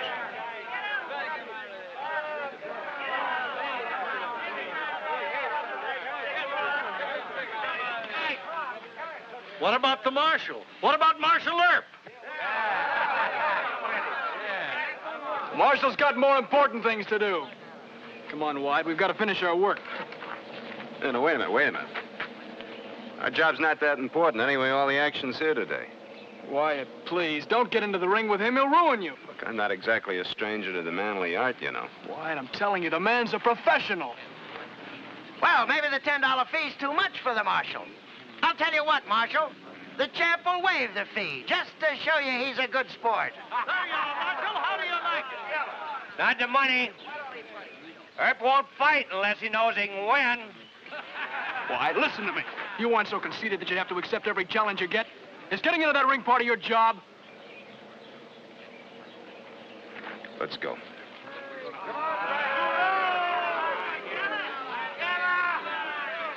What are we going to do now, boss? Have to try again.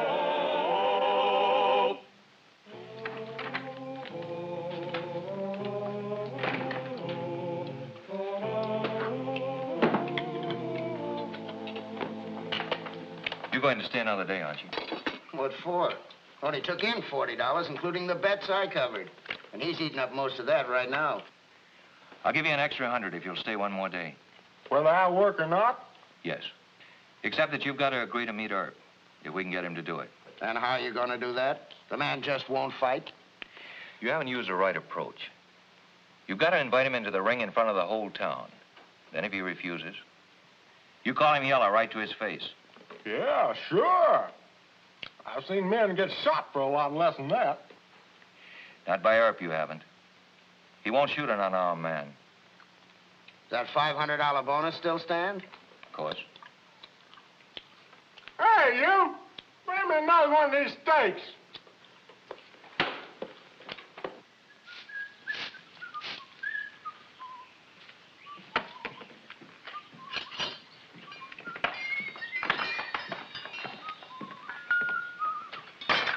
Oh, good morning, Marshal. Good morning.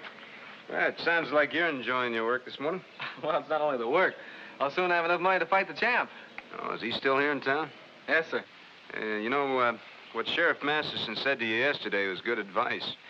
This fellow's a professional, and he could really hurt you badly. Well, if I tried to beat him, yes, sir, but... Well, I've made a little study of boxing, and I think I can stay out of his way for at least one round. Now, I need the money. I'd like to get back home. Well, you don't like it here in Kansas, huh?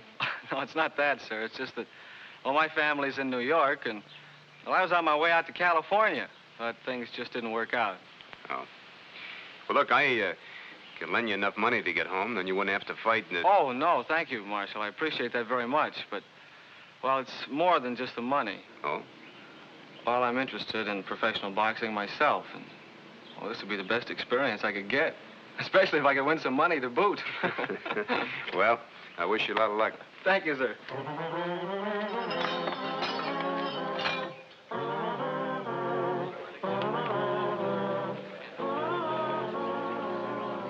Does he hear you? Not yet. We better get started, make it look right. All right. Well, good afternoon, everybody. I see plenty of seats, so make yourself all comfortable. Now, I see a lot of familiar faces here, so there's no reason for my going into great detail. Just want to know who's going to be the first man to challenge the champ. Now, as you know, For every round you stay with them, there's $100 in United States currency. And there is $1,000 in... I'll try it, mister. Here's the money. Oh, now, aren't you a little bit young for this sort of thing, Sonny? Come on back next summer. We'll be here again. I'm ready now. Your sign said all comers. The kid's right. Give him a chance. All right. We have the 10, Sonny. You asked for it. Here are your gloves. Now go on over in your corner. There it is, right over there. You're making a mistake. He's gonna hurt you real bad. I'm gonna fight him, sir. All right. But keep away from him as long as you can. And stick that left hand out in front of you. You might be able to last 3 minutes at that. Yes, sir. Get these on. All right, now just give him some of the regular show for a couple of minutes and then drop him. You don't have to hurt him too bad. How you doing over there? Ready. Go. Come on, champ. Show that smart kid. Come on. Forward. That's the boy. Keep away from it. Stay away from the left. Keep away Come on. Stay away from him. Come on.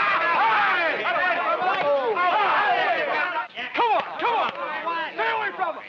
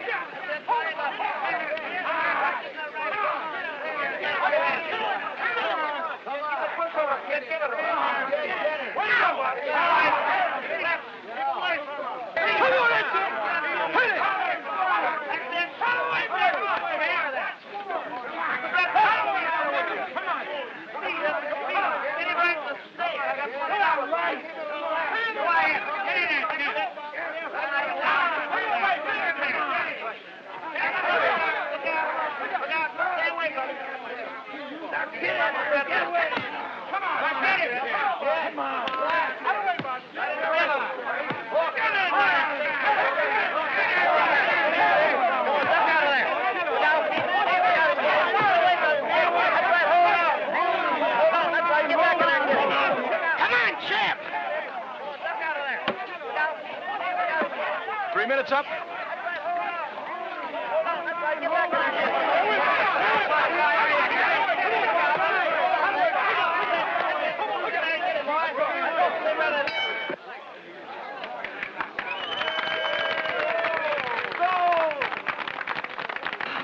Good boy, I thought you might be able to do it at that. Come on, we'll get these things on. I'm not quitting. You won the $100. I'm trying for the 1,000. I might be able to beat him. Okay. What's the matter with you anyway? He's too fast. He can't hurt me, but he's too fast. All right. All right, then we've got to use these. Oh, we're not made of money. They've already cost us 100. Start some action. All right, I got some betting money here. Anybody like that kid? I'm still betting on Starbuck. What do you say? I got you, mister, right over here. I got you. What do you say? Right over here. You ready, son? Let's go. Ready, Jack? How much? Come on, go. All right.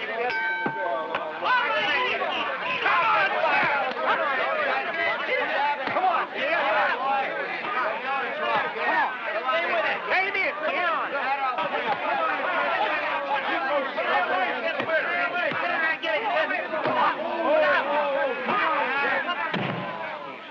Give me a hand. Put him on the bench. Take it easy with him. Take it easy. Take it easy. Pull him down with it. Now, just take it easy. Just take it easy. Ribs feel broken. Marshal, listen. He didn't hit me that hard. Huh? There's something in his glove. I'm sure of it. Get you over to the doctor. Can you walk? Yeah, I think so. See that he gets there. Right. Hey, wait a minute. I've waited long enough. Go on. Go ahead. Challenge him now. Doesn't look like I'm gonna have to. Do it anyway. Well, Marshal, you gonna fight me anyway? Sure don't. Or you yellow like everybody's been saying? Let me see your hands, Starbuck. Oh, now, wait a minute. Let me Marshal. see your hands.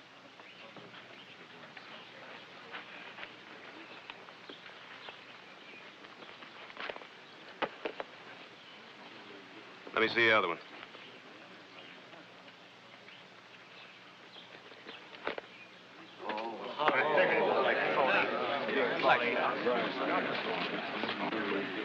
You know, I've met a lot of miserable men in my business, Starbuck. Quite a few cowards. But none of them as bad as you. Now, I've never said this to anyone before, but I'm saying it now. If I ever catch you in this town again, I'm liable to shoot you down like a mad dog. I believe you. Since we're talking so plain, Marshal, I got a few things to say, too. You're no different than 100 gun slicks I run into around this country. Take them guns off and you ain't half a man. Pretty strong words.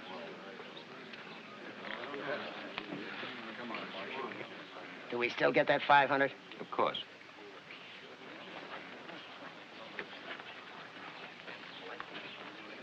Well, one time the marshal's going to get away. We're not fighting your rules now. No gloves, no rounds. One of us is going to walk away from here and the other's going to be carried away. That's fine with me. Wait a minute, what about him? Worry about him. Take care of yourself. Mr. Masterson, it looks like the champ would like a fair fight for a change. You take off your guns. I've got You ain't fighting no kid now, Starbuck. Let's go, mister. Look at him.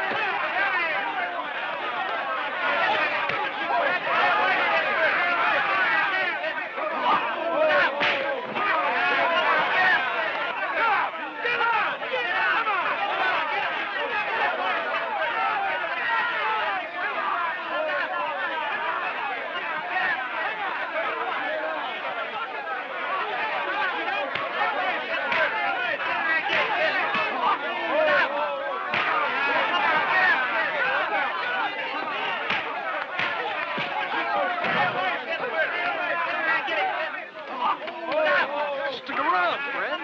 You don't want to miss the best part.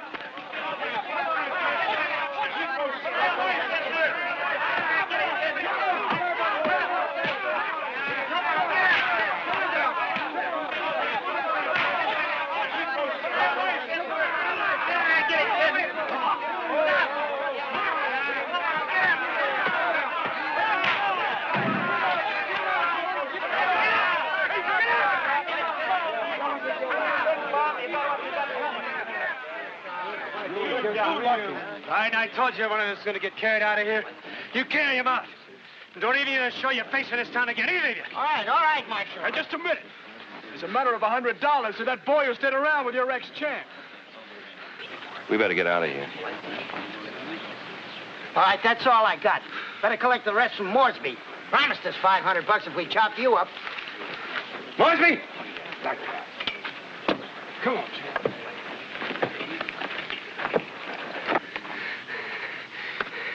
I need $65 from you.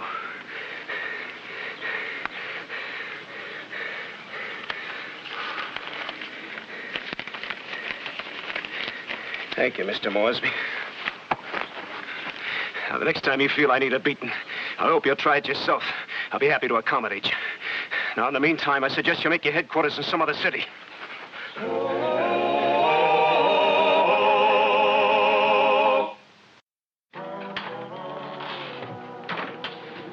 Hello, Marshal Earp. Oh, hi, fella. How do you feel? Oh, not too bad. Doc McCarty said I cracked one of my ribs. He's got me so taped up I can hardly breathe. Well, say, here's the money you won. Oh, thanks very much, sir. Sheriff Masterson was telling me about your fight. I sure wish I could have seen it. Well, it's a lot of fun while it lasted, I'll have to admit that. Well, now you know how I feel about fighting, and Why, I want to be a professional. Yeah, I guess I do. Well, I wish you a lot of luck. I hope I'll be hearing a lot about you someday. You will, Mr. Herb. Well, thanks again for everything. Well, say, by the way, if I'm going to be following your career, I ought to know who you are. Just occurs to me I never did get your name. Oh, Fitzsimmons, sir. Bob Fitzsimmons. Well, thanks again. It was nice to have known you both.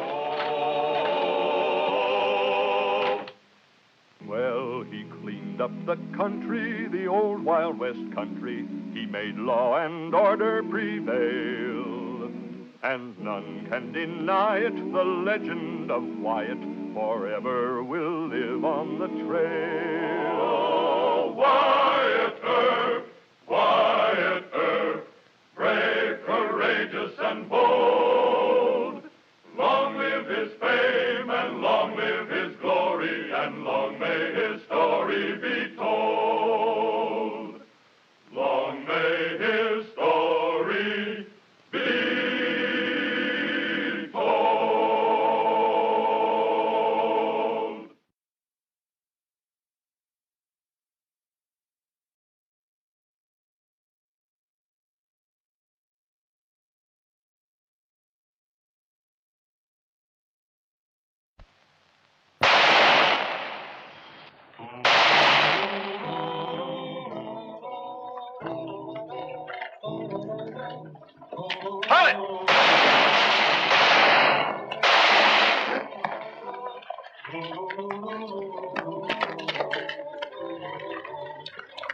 You're gonna try this once too often. Bring in a man when you should kill him. Yeah, I know. Mr. Adams, he's bleeding pretty bad. Get a couple of men, get him over to Dr. Carty's. What's that arm? You don't care anything about yourself. How about me and the other deputies? You might have killed me. Look, it's an old argument. It's not true. The same old rawhide out here in the middle of the street. I'll buy you a new shirt.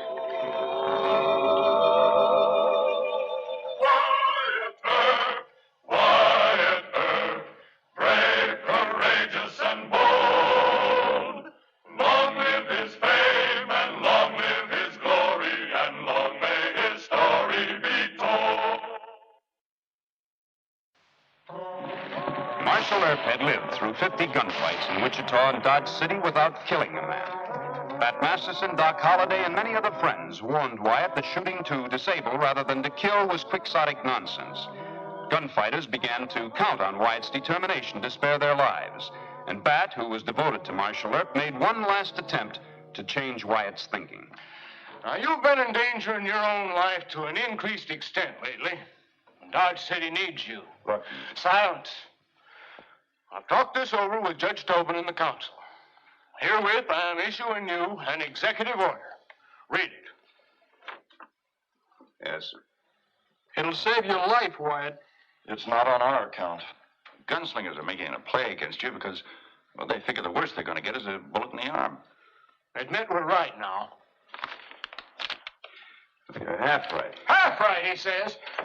Now, next time a hoodlum goes for a gun, you shoot to kill.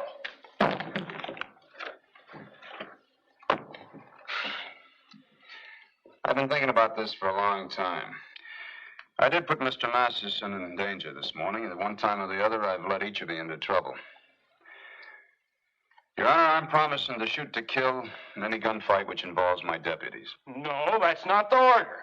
The order expressly states... Mr. Kelly, what I do when I'm alone and some man draws a gun on me is between me and my conscience. Now, if you want me to quit, I'll quit. Quit? There's no quitting you'll do. I'll have the council fired.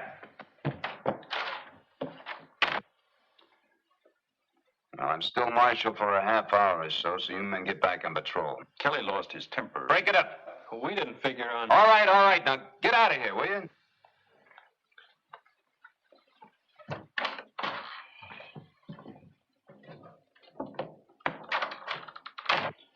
Now, what's behind all this? You want some killer to take life off your hands? You never really did explain yourself, not to any of us. I've explained it. I've explained it to all of you. When? I've said that I'm not going to kill unless it's in self-defense.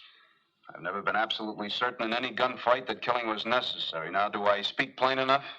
No, so you don't. I've been in gunfights, too. It was him or me, and I knew it. Yes. You knew it was you or Sergeant King. Have I blamed you for that? No, sir. Well, that's the difference, Mr. Masterson. You were certain that you had to kill, so you shot for the heart. Well, I've never been certain in any gunfight, so I've shot to cripple. And the proof of my method is that I'm still alive, and so are a lot of men that I might have killed. Well, there'll come a time, Wyatt.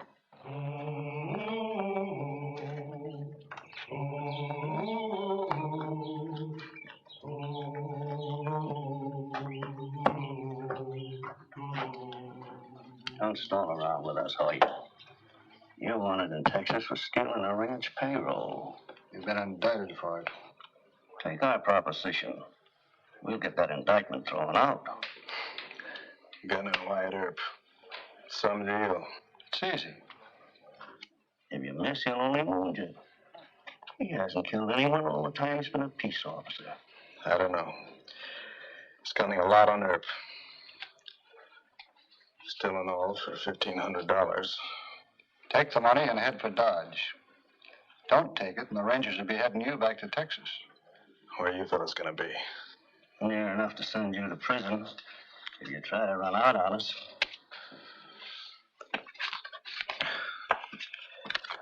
Don't seem like I got much choice. How much time you allowing for the job? Would be reasonable. Gotta study Earp. Catch him alone. That's the idea. Now get started.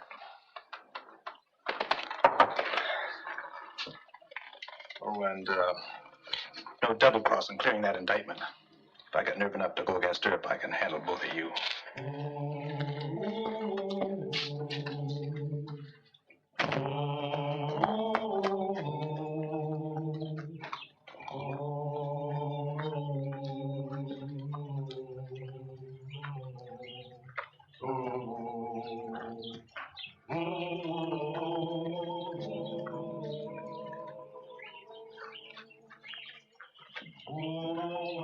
Haven't you forgotten something, mister?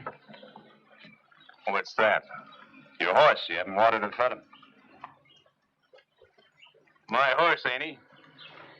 There's a law against mistreating horses. Marshal Earp must be strict. I'm Marshal Earp. Oh.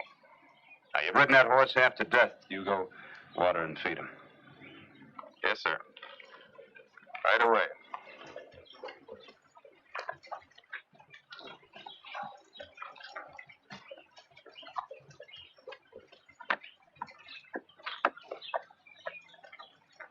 Looks like a Texas boy. Looks worse than that to me. Texas cowhands water and feed their horse before they head to the bar. I'll keep an eye on him. Now, that's just the point I've been trying to make. The tail end of the cattle drive always brings a lot of scum into town.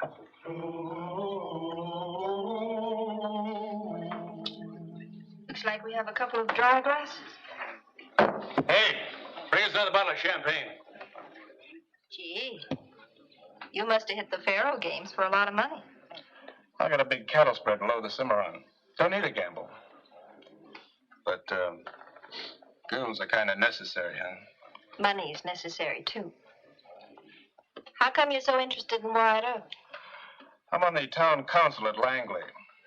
Our marshal quit, so we got to hire a new one. Langley couldn't pay Mr. Earp enough. Oh, not after hiring him. Just want to study his methods. Does he, ever patrol this part of town? Sure. Every night. All by himself? Sometimes. Why don't you ask Mr. Earp? He's a nice, polite fellow. It's an idea. I'll do that. But in the meantime, let's drink up. And, you can tell me about your methods. Stop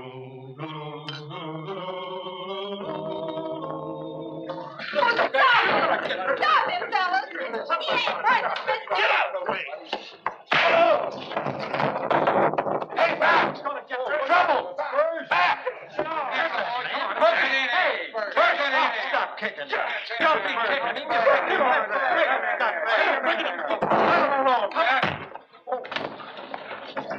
Well, he deserved it. Using spurs. Come on, Ed. You're all right. Are you hurt, mister? Oh, it's all right. Get me a wet cloth, quick.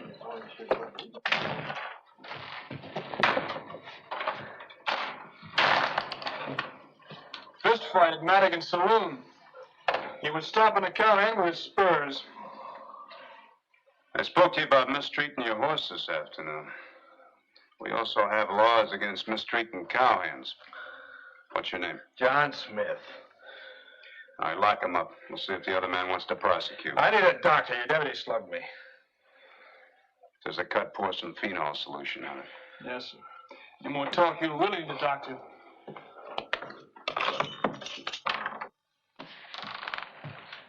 Marshal Earp, Howdy, Miss Daisy. did you lock that man up? Yes, I did. Good. I hope you'll keep him in jail. He's real mean. Why don't you sit down and tell me about it, huh? He was asking me all kinds of questions about you. I mean, where you patrolled, and if you went alone. Things like that. Go on. I think he's planning a robbery or something. Well, it's only a hunch, Mr. Earp. Well, thank you for the tip. You ought to keep that man in jail. He's a killer. Well, we'll run the posters on him. You going back to Madigan's saloon? Well, I'm headed that way myself. Come on, I'll walk you.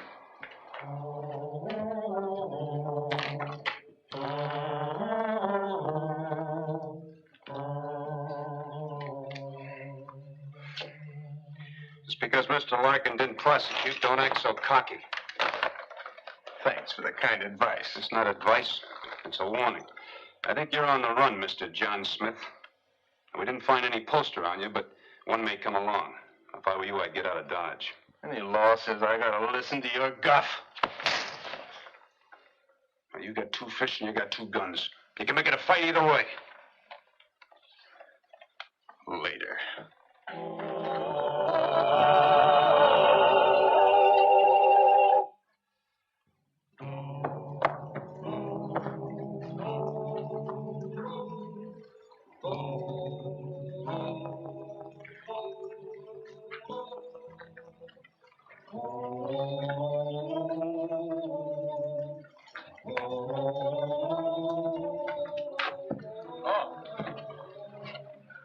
Your turn to get some sleep. Fella's still in town. I thought he would be. He was drinking up some courage at the Long Branch about a half hour ago. If you don't mind, sir, I'll make the patrol with you. All right. If you checked the afternoon mail, did you? Mail? No, I plumb forgot it. You better check it. You might find a wanted poster on our friend. You can join me over in the plaza. In the meantime, I'll just check to see that nobody busted into the theater and stole chairs. All right, I'll see you in 10 minutes.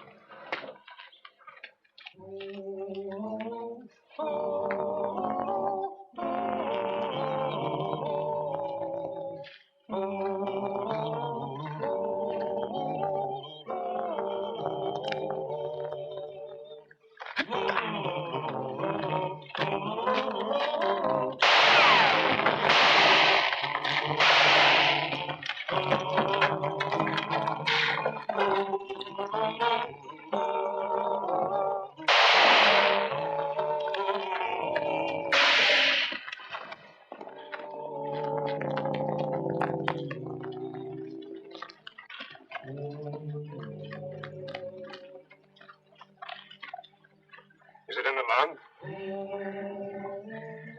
The kidney, I think. Well, there's nothing to look at. Gotta get him over to Doc McCarty. Quick, go tell Doc to get ready for an operation. Come on, give me a hand. Watch him now. Take it easy. Take it easy.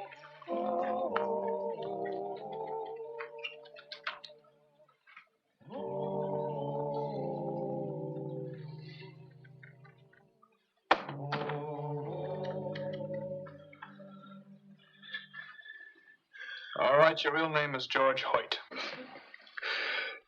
Yes. Who hired you to kill Marshal Earp? $1,500. Tell me their names.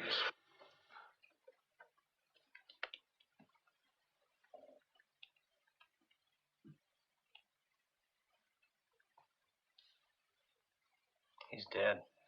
Dead? No, he's faking. You tell me.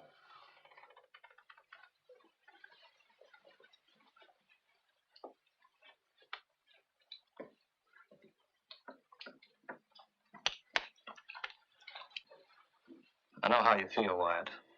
4 inches higher and he'd have been all right. It's too bad. I aimed for the shoulder. The horse reared. He deserved it. He tried to kill you for pay. You talk to him. Get some sense into his head. You're not helping, Bat. I think you better leave. All right. But you better give him some medicine or something. Might have been him laying there. Make him think about that.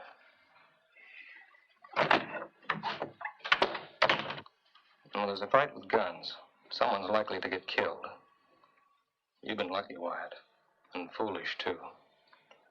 I patched up many men who tried to kill you.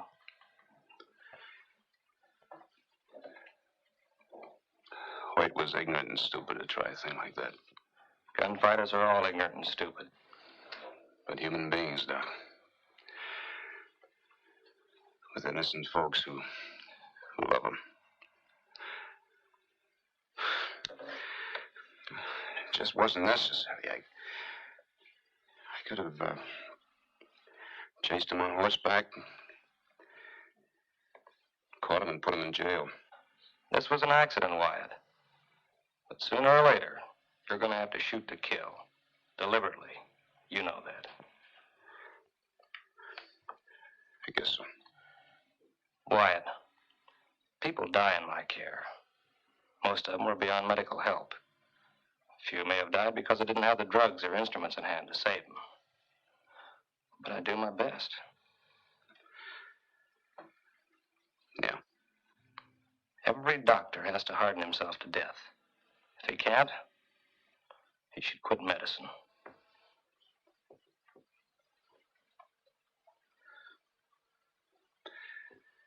That's right.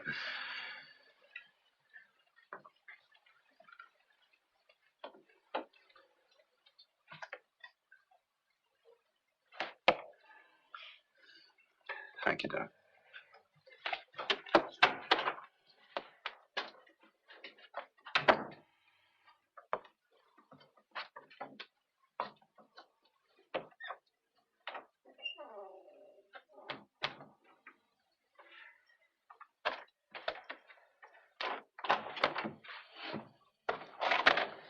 Shouldn't you tell Mayor Kelly? You tell him. You and Mr. Masterson take over. How long are you figuring on being away? I don't know.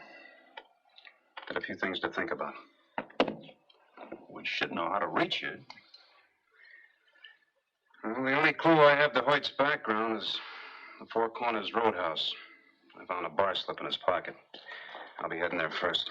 Wyatt, we may need you around here real bad. You and Mr. Masterson can handle things. You tell Mayor Kelly that I had to take a leave of absence. If he gets sore and fires me, good. That'll save me the trouble of making up my mind. Good luck.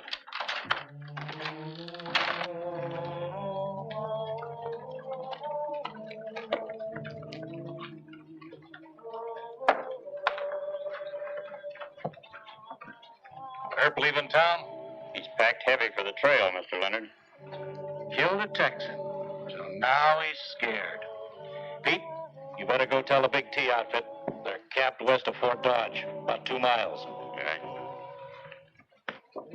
Tomorrow'll be a busy day. Herb can do without Dodge. But I don't think this town will get along so well without Herb.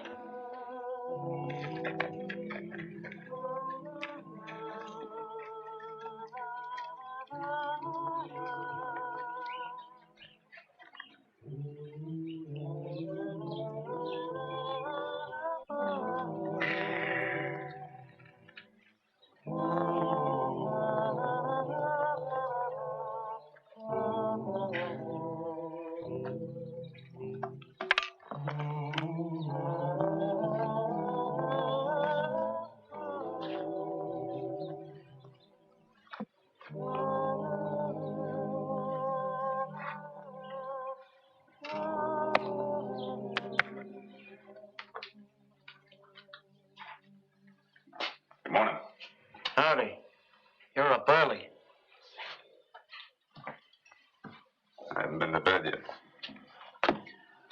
Oh. Somebody some of that coffee? Nope. It's in the house. Thank you. You in the cattle business? Oh, I'm associated with it. I know a lot of cowhands. I'm looking for one right now. A fellow by the name of George Hoyt. Oh, that punk. Friend of yours? No. You're lucky. He got paid for some cattle the day before yesterday and skinned out, owing me a bar bill of $2.80, the cheap four-flusher. Is Hoyt a Texas man? Him? Nah. He come from an orphanage in Indiana someplace. He got drunk in here one night and told me his life story. Every cowhand likes to brag he's from Texas. Why are you looking for Hoyt? I have some money belonging to him. I thought maybe he might have had a family. Had a family? Is he dead? Yeah. How much did you say he owed you? $280? I don't get this, friend. Are you a lawyer settling Hoyt's estate? 1, 2, half, quarter, and nickel. That's the big T outfit. Looks like they're... Big T, Mr. Mullins. They're going to shoot up Dodge. Shoot up Dodge. And Marshal Earp will have their pants thrown in jail before they can fire 10 shots. Earp's that good, huh? That's what everybody tells me. If I could leave this place, I'd ride into Dodge just to see Earp clobber Tom Leonard and his boys. Thank you for the coffee. I'll see you again soon. Sure. Right.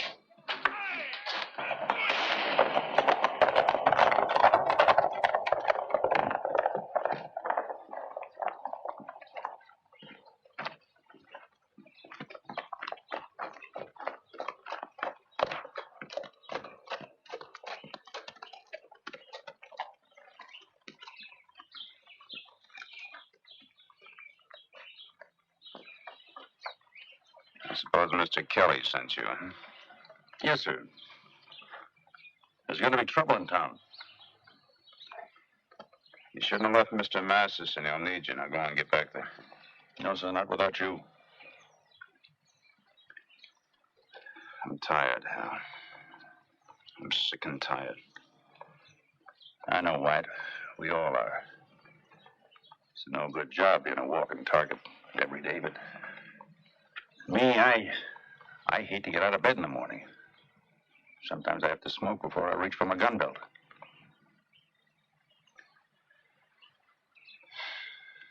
It's a filthy, brutal job. It sure is. But somebody's got to do it. You know, Bad, he'll lose his temper. So will Kelly. He'll get boxed in some tight corner. There's going to be quite a few burials in town tomorrow.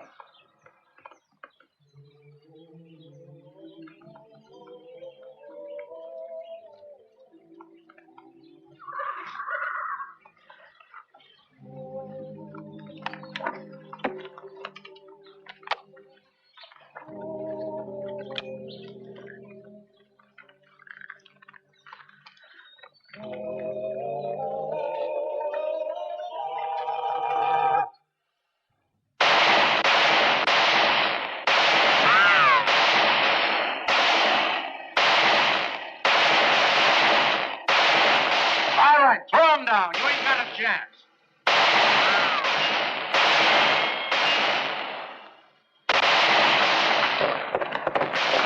Watch your light! Watch your light!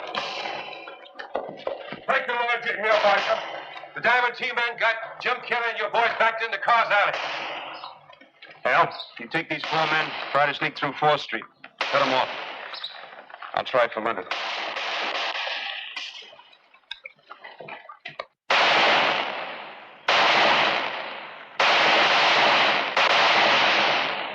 Keep sniping at him. I'm going to hit him from the window. I want Kelly and Masterson and the others will quit. Now let them have it.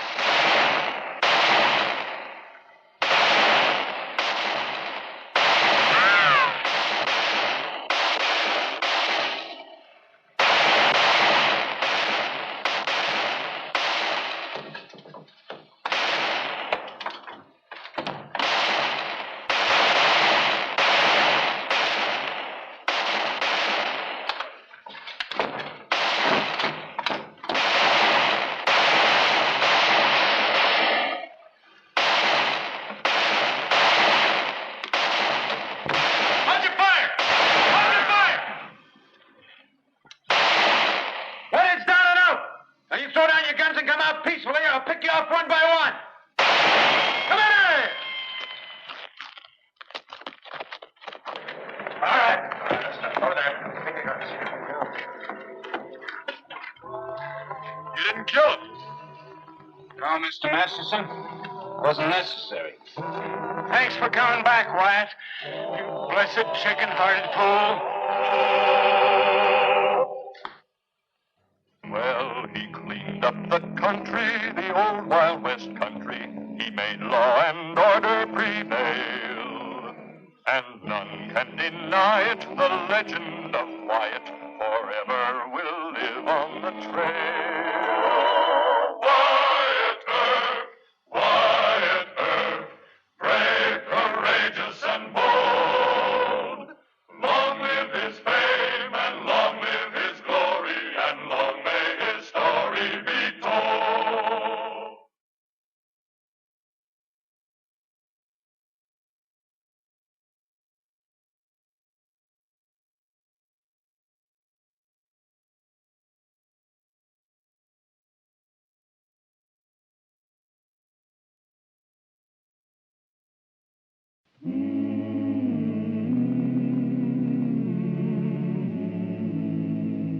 Wyatt Earp, Wyatt Earp, brave, courageous, and bold. Long live his fame, and long live his glory, and long may his story be told.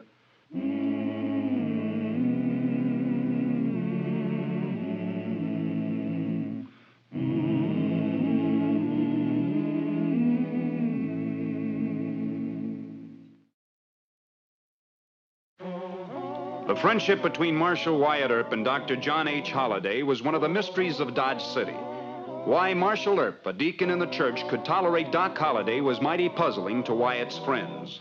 Doc Holliday, gambler, gunfighter, killer, had a mean disposition and a caustic tongue. That two men so different in character could even associate on friendly terms would seem preposterous. And Wyatt's insistence on making a friend of Doc Holliday finally came to a crisis between Wyatt and the men who hired him to civilize Dodge City. Cards, gentlemen. Give me 3. Doc, we better call it no deal. We got to shove along and get us some fellas that crossed us. All right, Snaky. You know your own business. Well, what else can you do with fellas that turn you into the Texas Rangers? Spare me the tale of woe. Just kill them and get it over with. Now, that's what I wanted to hear you say, Doc. Fellas, when it's all over, remember, Doc Holliday was the judge and jury. He said kill him. We're just carrying out the judgment of the court. Snaky, you amuse me. Whenever I gamble with you, I always collect a rare bit of humor. Well, thank you, Doc. Irony appeals to me. Appointing me judge and jury, that shows real imagination. Yes, you do have style, Snaky. Now, in acknowledgement of my praise, I trust you give me a good start back to Dodge. Why, sure. 15 minutes be enough? Ample, my friend. Ample.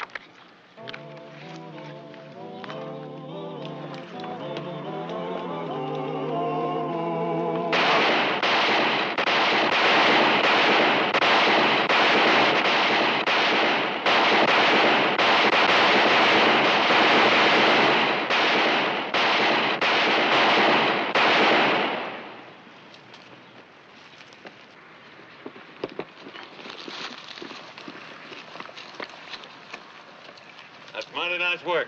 We'll hole up in Devil's Garden. Ain't that too close to Earp and Dodge? Devil's Garden. I like the name. Come on, boys. Let's get the horse. And I don't care how many favors he's done you. Holliday will be the ruin of your career as a peace officer. The man is cold, ruthless, cruel. The whole town thinks we should have tried him for that Maxwell killing. Look, Doc broke the case. He pulled me off a tough spot. Well, I don't care. Now, something's got to be done. The judge and I have come here to try... Now, Wyatt, will you listen to me? Wyatt? Wyatt, there are 5 dead men on the trail, less than a mile from the city limits. Oh? Any idea who did it? The cowhand told me they used to ride with Snaky Grattan. Snaky Grattan? Right. Now, let's get out then. Now, Wyatt, what about Doc? Not now, Mr. Mayor. Oh, Wyatt, thank heaven. What's the matter, Miss? It's about the doctor. He went out to play cards with Snaky Grattan. Oh? He promised to be back an hour ago. I'm afraid he's had a relapse. Well, now, don't you worry about the doc, Miss Kate. We'll find him. The doc can take care of himself. Come on, Hal. Hold on, Miss Holliday. Oh, Mr. Kelly, Judge Tobin, I was so upset I didn't... Mrs. Holliday, sit down a moment, please. We have something important to discuss. Oh, well, of course. Is it about Dr. Holliday? Something Wyatt didn't... Miss Holliday, 5 members of the Snaky Grattan gang were just ambushed and killed. Your husband was playing cards with Snaky Grattan. Why, yes. But you don't think... John doesn't ambush people. Well, while you were in Kansas City, he did some unnecessary killing. To keep Wyatt from being framed. He didn't help Wyatt, Mrs. Holliday. He hurt him. Oh, I see. You want John to stop being friends with Wyatt? Well, at least he could stop being such pals with a hoodlum like Snaky Grattan. You don't understand that. Why John likes Mr. Grattan. No, we don't. How would you like being locked up in a Texas jail for shooting a gambler in a square fight? The gambler was crooked, but he had all the influence on his side. I had no one to turn to except Mr. Grattan.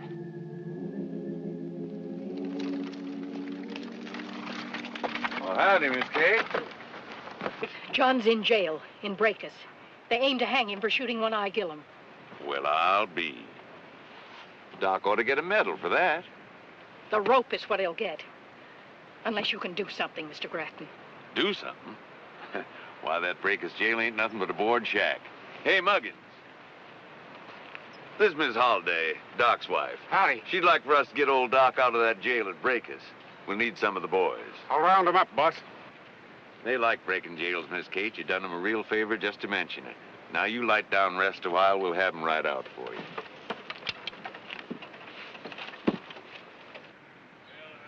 Mr. Grattan pretended it was nothing, but he and his men risked getting in trouble with the Rangers. Hey, Will, quit that singing so early. I'll have to run you in. Ooh. All right, get in there. Inside.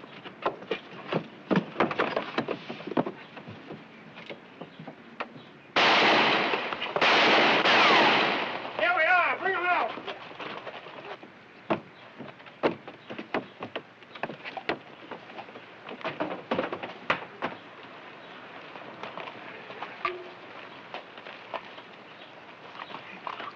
Thank you, Snaky.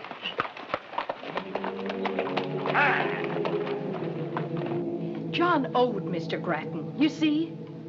I'm a circuit judge, Mrs. Holliday. I can't enthuse over Mr. Grattan's outlaw generosity. And right now, Doc's probably riding with Grattan to some hoodlum hideout. My husband joining with the outlaws?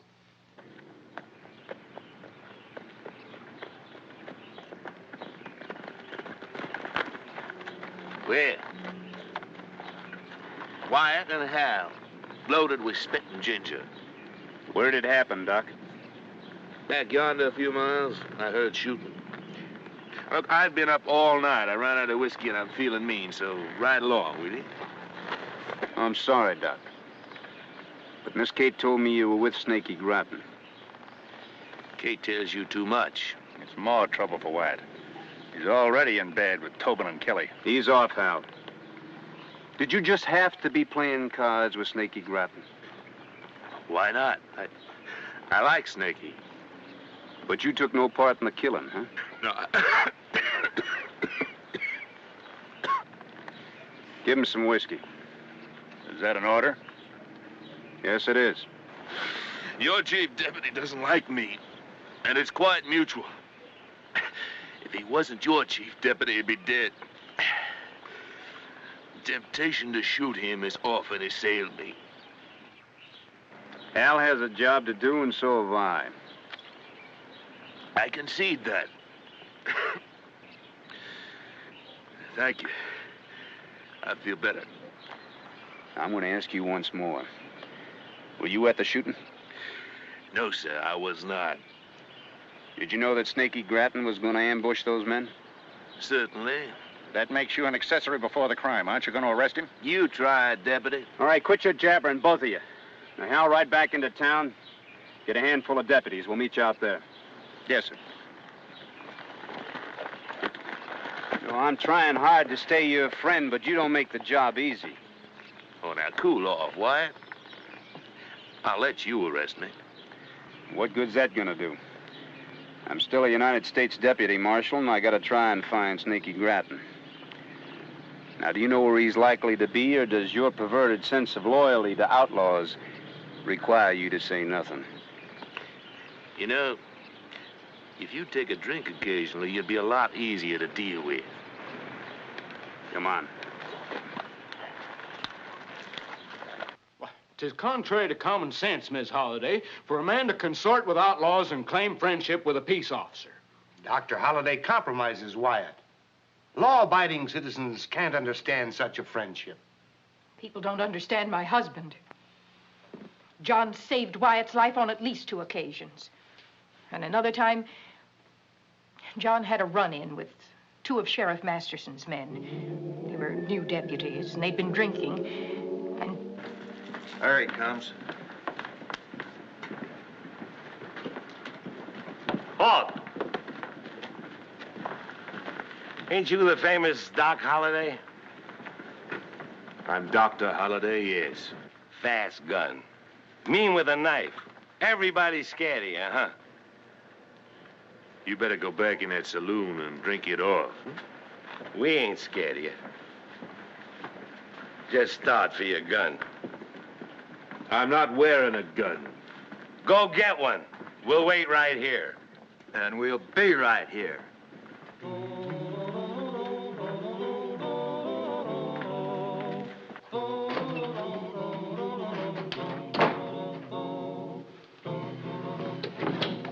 John, what is it?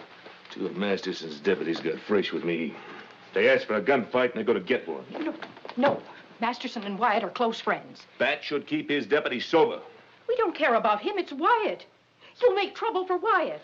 Keith, they're drunk, but they have no right to insult me. I don't take that. John, Wyatt's the only real friend we have in this town. I'm not fighting his deputies. But you'll get Wyatt in trouble.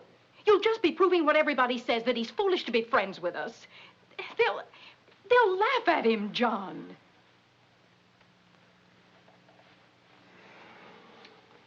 Yeah.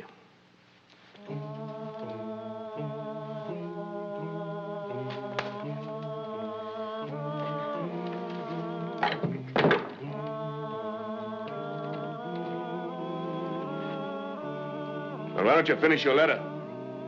Yes, John. You don't know how tough that was for John, to keep out of a fight. But he swallowed his pride for Wyatt's sake. But he rides with Snaky Grattan, and he helps massacre 5 men. No better than that, Mr. Kelly. John never shot anyone from ambush. He doesn't have to. He's as good with a gun as Wyatt. If John's mixed up with Grattan, it's social, not business.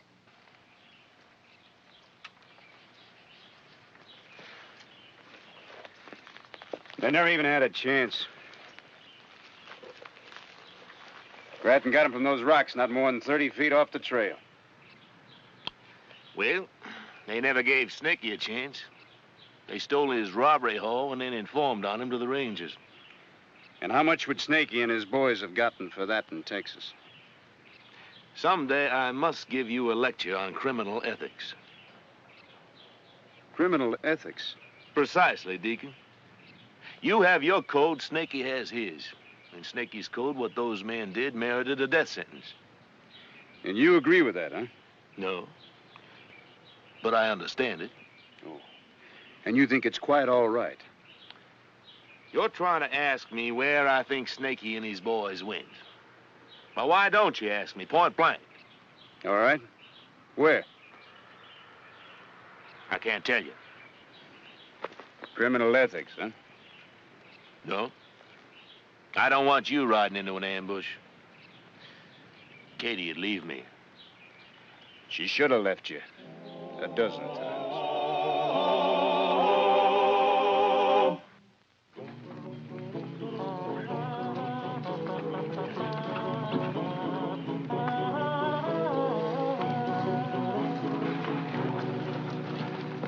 tell you anything? Oh, not yet. I'm gonna give him one last chance. You go see if you can find any sign.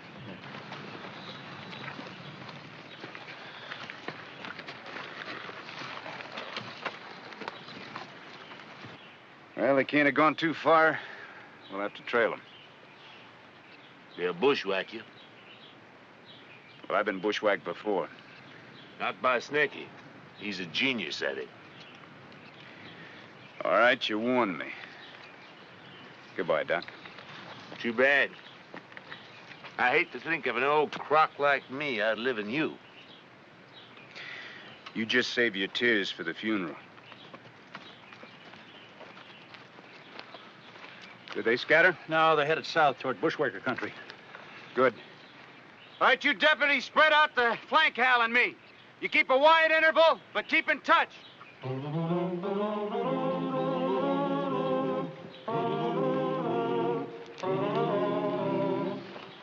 Let's go.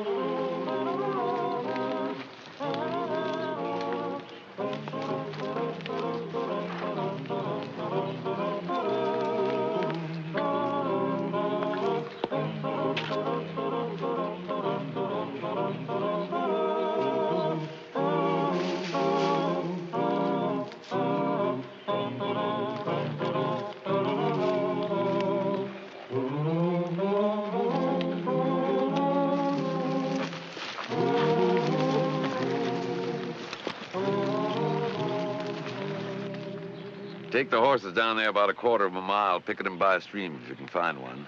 That's far, Snaky. Yeah, Earp's going to be coming along here. I don't want no horse whinny to warn him. What about Holiday? Ain't him and Earp good friends? Doc Holliday's a good friend of mine, too, but he don't know where we're at. Now get these horses moving.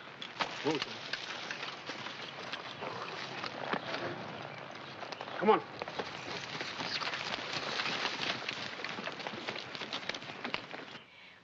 Wyatt's the only man John knows for a friend who goes to church and prays. John is ill. He can't live many more years. I think John holds to his friendship with Wyatt because he's just too stubborn and cantankerous to ask the good Lord for pardon. Wyatt's out there riding into an ambush. What Doc Holliday does about it will be a sort of a test case, won't it? I don't know. I can't honestly say what John will do. Well, what would you say if he threw in with the Grattan gang? Then he should leave Dodge and never see Wyatt again. We agree. We'll stand on that, Mrs. Holliday.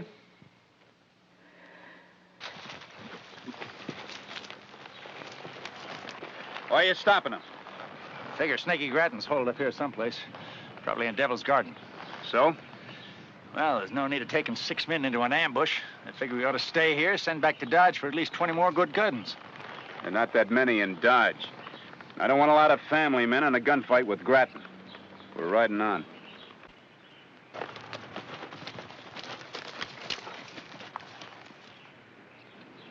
Maybe Earp ain't coming. He's coming, all right. We killed 5 men not 1 mile from Dodge. He's United States Marshal. You just stay down, hold your rifle on that trail.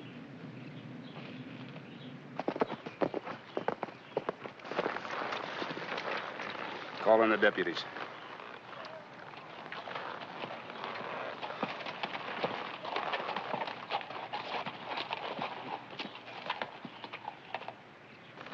Now, they branched off here. Everything indicates that Snaky's holed up in the Devil's Garden. I know that neck of the woods. If Snaky's as good a bushwhacker as Doc says he is, he'll be laying for us in that clump of brush and rocks over there, about a mile. Now, there's a trail that winds around in the back, in the rear of Devil's Garden, about 5 miles. And we'll take that trail. We're with you. No, I'm going myself. Al, I want you to move within long rifle range and lob some bullets into that brush. You take the deputies. Well, won't that scare Snaky off? I don't think so. You just keep him pinned down. It'll take me about an hour to get around to the rear of him. What then? When you hear me call, you come running.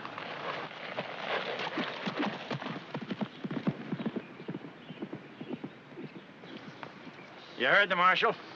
Get moving. Come on.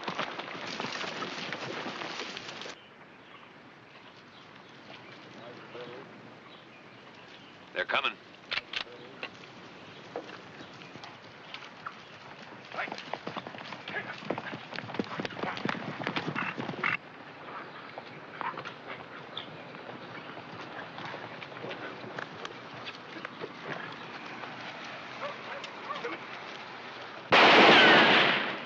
Hold your fire till they get in here real close.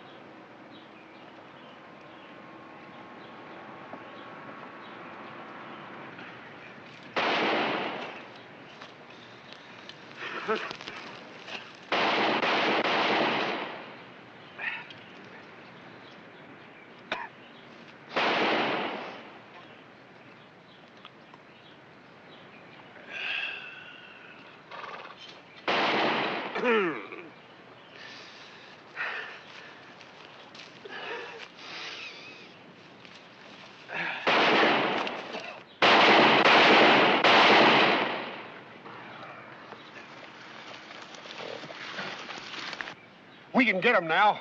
I said hold your fire. Take it. Don't nobody shoot us, Doc. Keep your sights on Earp and them deputies. Doc, what are you doing here? You got any liquor? I ran out. I closed the bar, Doc. It's 4th of July. Well? Thank you, Snaky. You better sit down. Them's real bullets. So they are.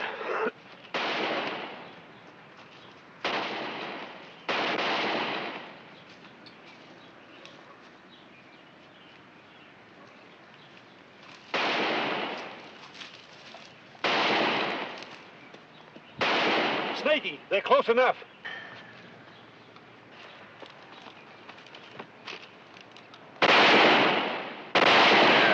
All right, mow them down.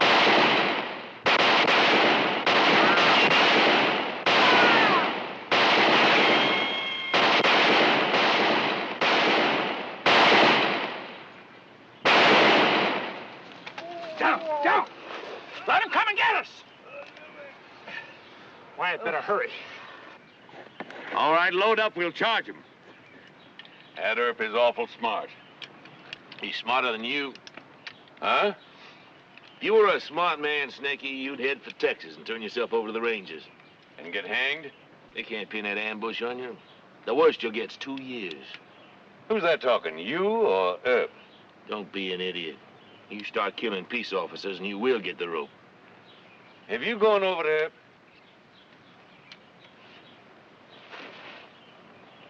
I'm sorry you said that, Snaky.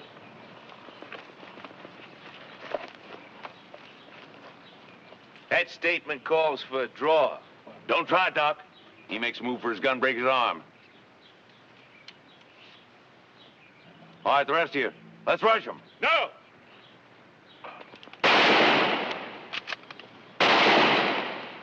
Hold it, Doc.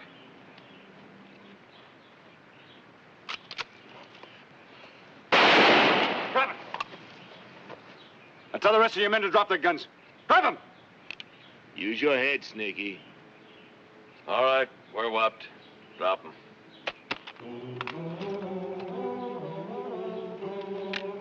Let's go. Help! Come on! Doc, you better put a tourniquet on that arm.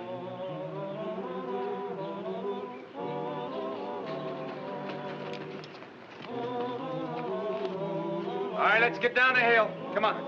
Hal, stay here and take care of these men.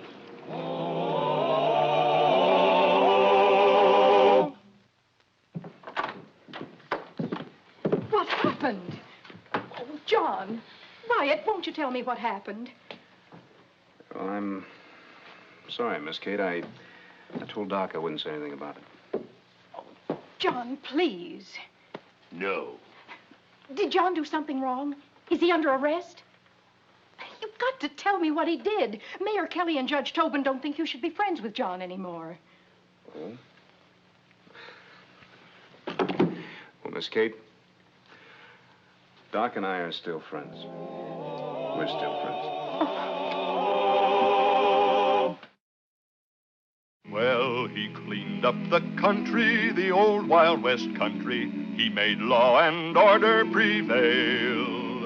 And none can deny it, the legend of Wyatt forever will live on the trail. Oh, Wyatt Earp, Wyatt Earp, brave, courageous, and bold. Long live his fame, and long live his glory, and long may his story be told.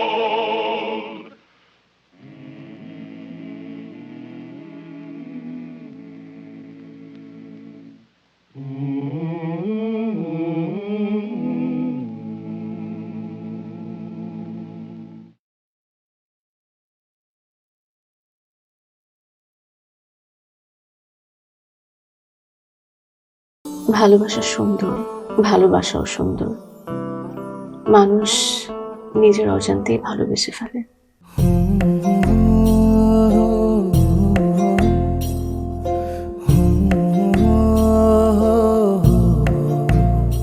আমারও মনে হয় কি জানেন, আপনার মতো জানাশোনা কাউকে না আমার বিয়ে করা উচিত।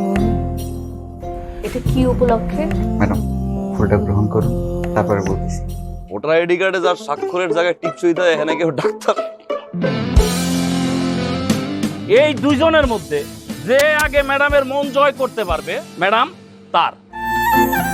একদিন না দেখলে তোমায় বন্ধু আন্ধার লাগে সব, তোমার এই প্রেমে এমনই টান। রোগীদের তো ডক্টরের কাছে আসলে ব্যথা কমে যায়, আপনি একটু উল্টো হলো কেন? আপনি একটু উল্টো। তোমায় ছাড়িয়া যাব মরিয়া, তোমায় ছাড়িয়া যাব মরিয়া, যেও না বন্ধু আমার, ভুলিয়া ভুলিয়া। আমার মনে হয় আমার সমস্যা কপালে। ম্যাডাম, আমার কপালে নেই, আমার কপালে আছে দাগ।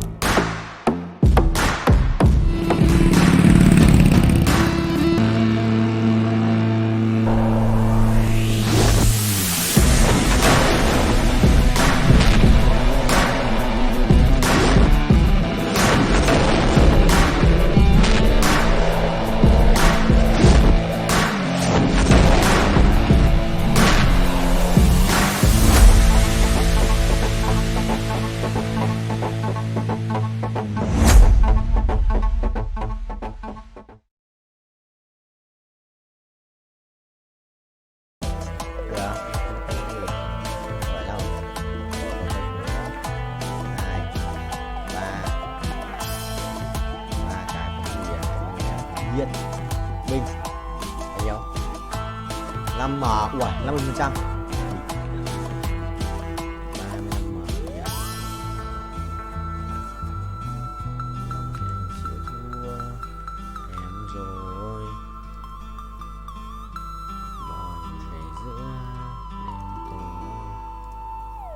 Không, ui, ra với bia này, độc dược à, thôi cút, không quan trọng, vụ nổ lớn, bình, sẽ sẵn bài tử thần mà, để hiểu sẽ sẵn bài, chưa chạm đất, chả cái đường đâu mà chạm chứ, là thế rồi, đang xuống rồi, đang vòng xuống rồi, đang xuống thì binh sinh linh không, 3, 2, 1, perfect một lần này. Đấy, kiếm 15 lần phách không? 100 lần phách thì là ăn 6 triệu. Nhờ 7 triệu. Mình cần 50 thôi, đã được 5 củ rồi. 7 củ là bình thường. Chuẩn rồi. Đấy á, đón thêm một nhịp là bình rồi.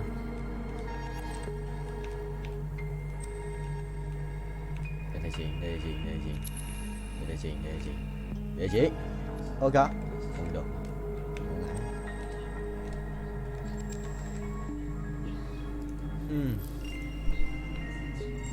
Mất kiếm mà. Cô không mất áo luôn. Mất áo luôn à? Đéo còn gì. Phải lấy găng tay. Đây để thay. Rồi 1, 2 lần. Thế là 30% à? Xem bao nhiêu nhá. 30% bình cũng gần 5 củ ấy. 40 củ à? 2 lần được 10 củ nữa. Thì ảo điếc. Let's go.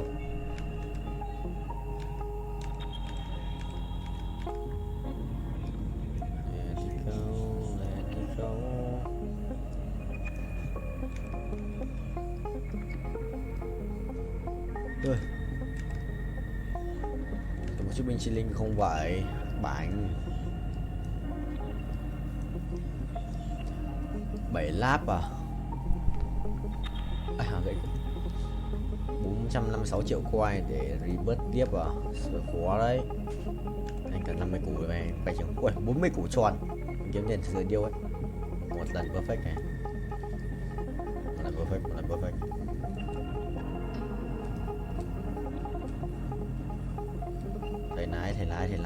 Thầy lái.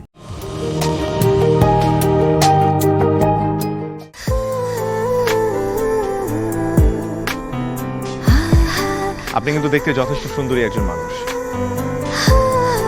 দেখতে বেশ romantic, যেন শেক্সপিয়ারের নাটকের কোনো নায়িকার মতো।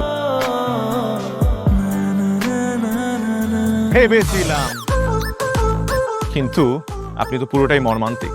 যে কোনো মানুষ আপনাকে দেখে মর্মাহত হতে পারে।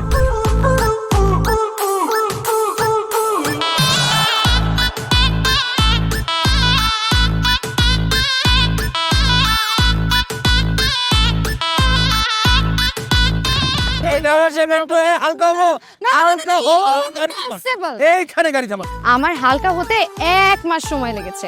আপনার 1 মাস সময় লাগে? আমার হালকা হতে তো 1 মিনিট লাগে।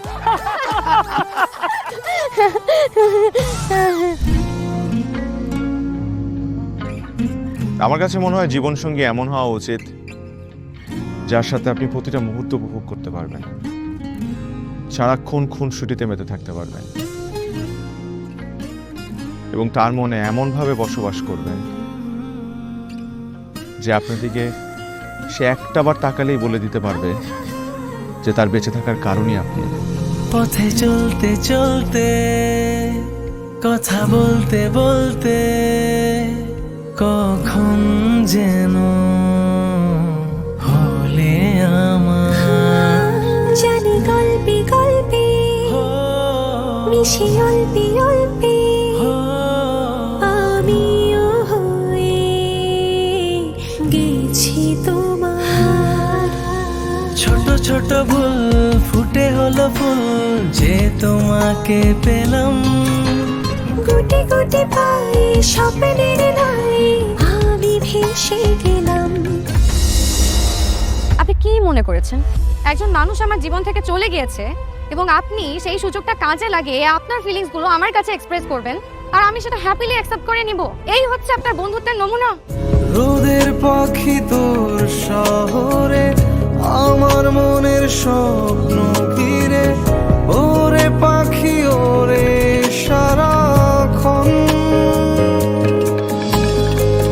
তোর শহরে বৃষ্টি হলে ভিজে আমার মন।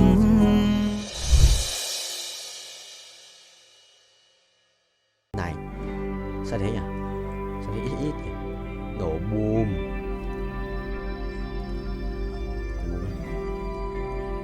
Sao nó mày? Sao nó? Không quá rồi.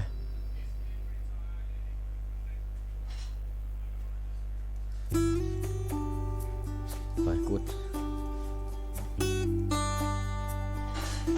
Xong, cút. Mèo mèo mèo mèo mèo mèo mèo. Cái gì đấy? Lò đắc bù bù làm mau vậy anh? Chuẩn không vậy. Thầy lái nha, thầy lái tốc độ cao xem con lái không. Từ từ. Mày ấy á, xít được. So ride a cat in high speed ấy.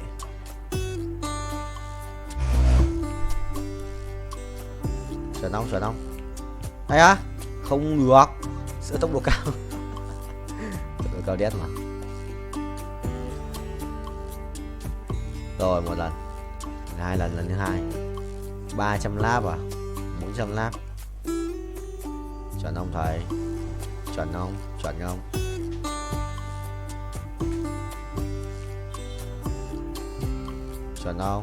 không? Ui, tốc độ cao thế.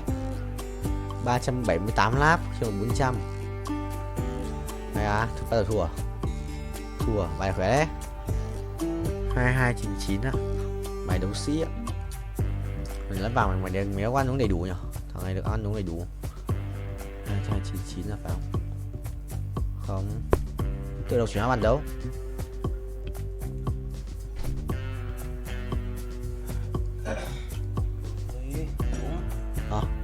Đúng đi em. Đúng.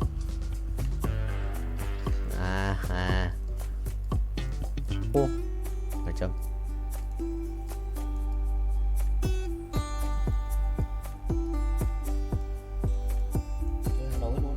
Này full rồi. Chuẩn bị ăn đi sang xuống dưới.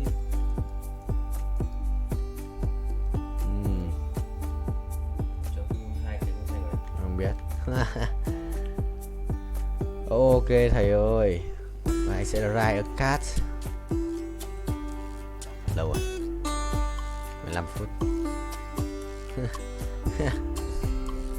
Well played bro. Lái luôn đấy, lái. Bình vua lái racing boy.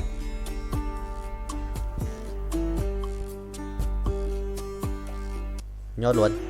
Chết không? Ngồi đi. Đéo đi à? Vào nó kèm rất sư linh. Đéo đừng ăn la để chết. Phải không? Cũng là khỏe rồi ra. Đấy cái bài gì với cả Nautilus 2 à?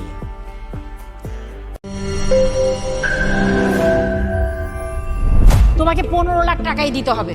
তুমি যদি দিতে না পারো তোমার বাবাকে call দাও। তোমার যত জমি জিরাত বাড়িতে যা যা আছে এগুলো বেচা হইলেও তোমরা আমাদের টাকা পাই করে শোধ করবা।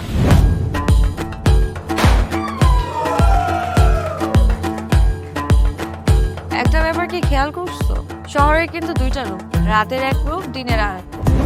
বেঁধেছি ঘর হৃদয়ের পর গাঢ় সবুজ ওই গহীন বনে। আরে ব্রো, সবসময় চিল থাকতে হবে, কিচ্ছু মাথায় নেওয়া যাবে না। ভালোবাসা হচ্ছে একজন আরেকজনের উপর ভরসা করে, একজন আরেকজনের হাতের উপর হাত রেখে এই জীবনটা কাটিয়ে দেয়।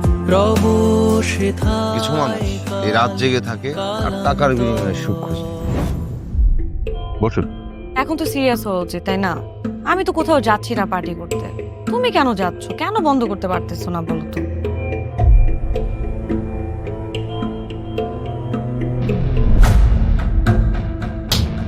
কার যে কোথায় সুখ সেটা তার প্রিয় মানুষটাও কখনো জানতে পারে না। পাশাপাশি তবু যাচ্ছি বিপরীতে, কাছাকাছি তবু যাচ্ছি বহু দূরে। Hi, you look good. Thank you.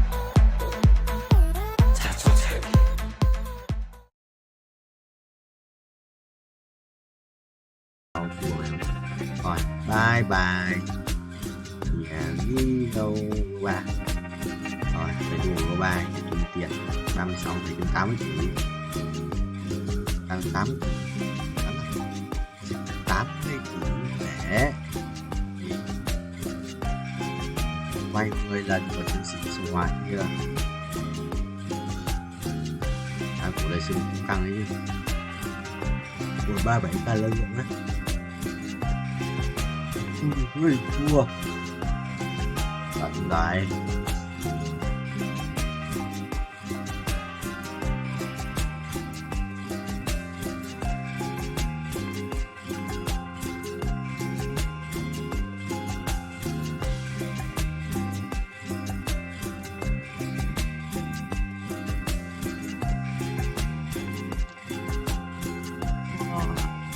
Xong rồi bay 36 bờ cái bước lại nha. Hả? Không perfect. Sự buồn đấy. Đó, đi. Đây cũng chẳng.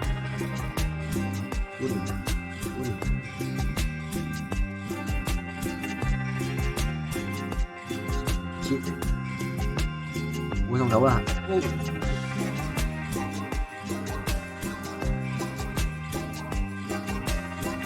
Động rất là mở trung tâm.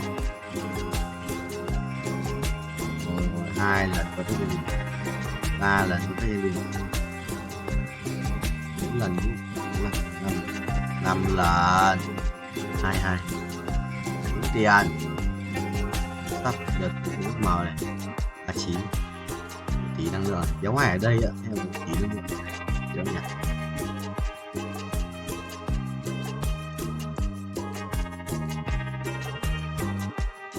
Cái gì?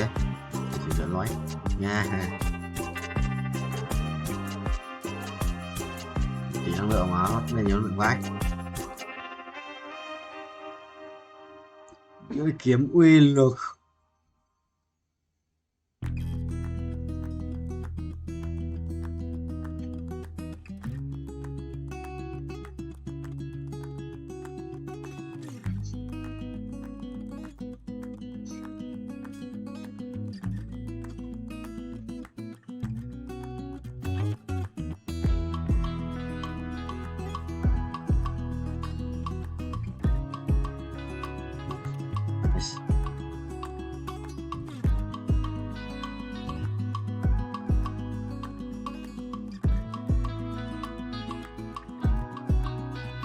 Ui.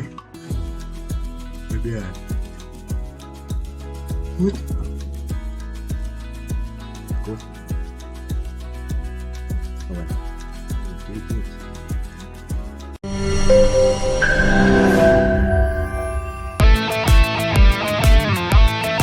দরকার পড়লে একটা রিকশাওয়ালাকে বিয়ে করবো, তারপরে তোকে বিয়ে করতে। তুমি যদি মরে যাও আমি তোমাকেই বিয়ে করব। দেখো দেখো বিয়ে এত সোজা। 5টা কন্ডিশন। কয়টা? 5টা। আমি জেডি সাফায়েত রমরাজন। স্যার এটা তো ভোটার আইডি কার্ড স্যার। বাড়িতেই করবেন নাকি হোটেলে? না না, আপনি যেমনটা ভাবছেন বিষয়টা তা না। ভাই আপনি তো করবেন। তোমাকে দিয়ে হবে না, আমি জানতাম। শুধু শুধু সময় নষ্ট করো না ভাই। আপনি তো অনন্ত দলিল না যে অসম্ভবকে সম্ভব করে আপনার কাজ। জিমি জিমি জিমি কি হচ্ছে? আচ্ছা আচ্ছা আচ্ছা আঙ্গের একদম বইরা দিমু। যাচ্ছে সব বাইক কর। শর্ত দিয়ে বিয়ে শর্ত দিয়ে বিয়ে। ভাই, যে বয়সে মানুষ গার্লফ্রেন্ডের কামড় খায়, সে বয়সে আপনি কুত্তার কামড় খেয়ে হাসপাতালে ভর্তি হয়েছেন।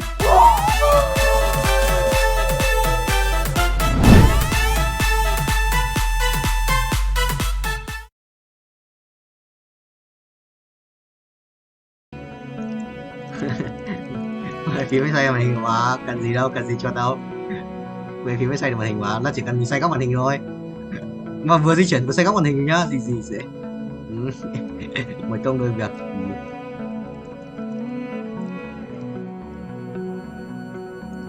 Ba tiếng là 120 của bọn mình.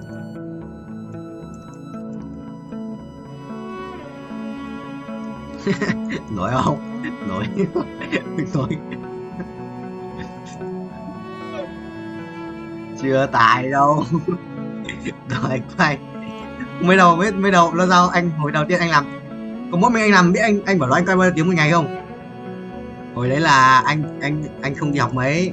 Thời tháng 10 anh quay 20 tiếng một ngày. Gì anh quay được 2 tiếng. Quay được mắc là 5 tiếng rồi, nhiều nhất là đấy quay nhiều nhất là 5 tiếng ngày có quay được.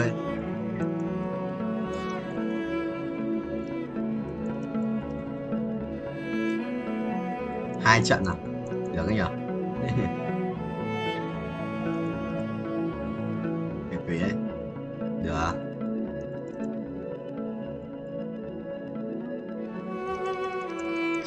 Trước bọn anh treo cái game mà có hiện chữ auto file to đúng trên màn hình cơ, bọn anh treo cái đấy thì bọn anh bắn lót gì cơ. Sao bây giờ Mới đầu nó không bảo gì sao bây giờ nó bắt đầu rửa trứng ấy, tôi hiểu.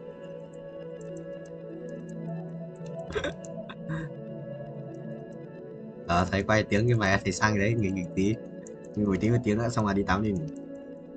Mình chết rồi, Dương ơi, thôi đéo số tao này tí à, tao đứng dậy tao lấy.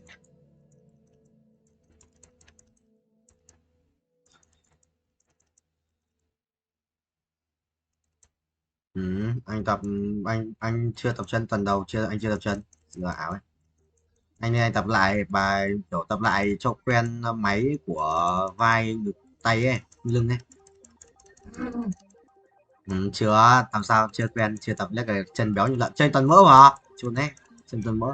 Cái thằng yếu khôi nó cứ tập mỗi bài một tí ấy. Thì khó chịu vãi.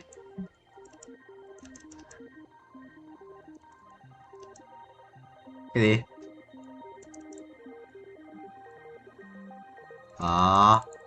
Chưa chôn mà. Này hiểu. Này hiểu chôn đúng không? Nice thôi không nice thôi. Tí bèo à?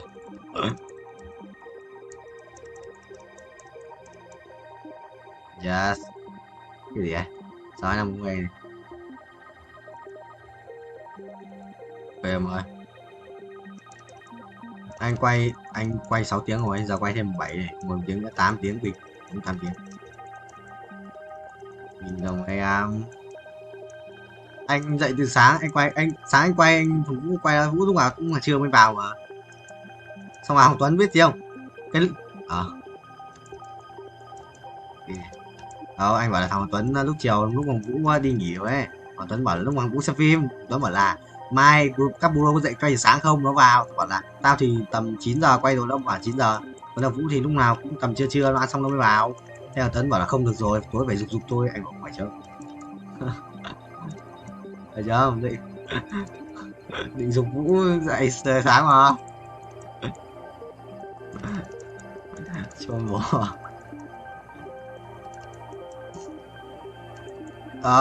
Khác mà, mới đầu là chỉ có 50 tiếng, tháng này đâu, tháng sau anh nhận lương xong của anh mới làm tiếp cơ. Yên nó dục 50 tiếng nữa trước ngày 15, trước ngày nhận lương luôn. Xong không phải trước ngày 15 luôn Vũ ơi. Nó trước tuần sau là đấy, là tuần đấy, không phải là trước ngày 15 nó vì đấy. Nó đây thêm với mình thôi. Nhưng bảo là tuần sau, đến tuần sau là phải từng đấy, là cần có từng đấy nhỉ? Phải. Lớp mà. Thằng Cương còn làm được 10 tiếng, 11 tiếng 400.000 kìa.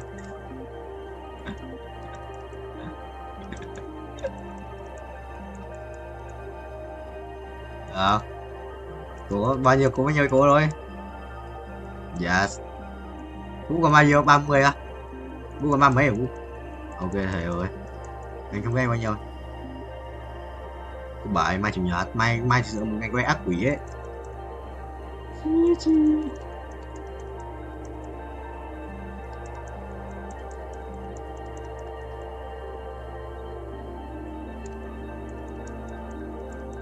Chuẩn không? Thực sự là vẽ không giống thật đâu.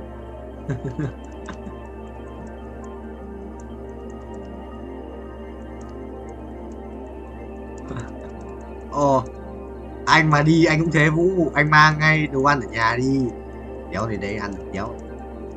Tao đến tao ăn rồi, trước đến đấy nhà tao phải đi ăn này. Đéo có gì nấu hải sản bên Nhật. Đéo quen vị nhà lắm. Mà nhà anh có ông già anh còn dẫn anh vào trong chợ ăn cơm như cơm sinh viên cơ. Nếu mày hiểu. Ông già anh còn dẫn anh vào chợ đấy ăn cơm như cơm sinh viên cơ. Đúng quen vị mà. Về đi tính sau. Xong rồi có một nhà nhá, 2 nhà bán cơm như thế giống nhau ở cạnh nhau luôn, một nhà.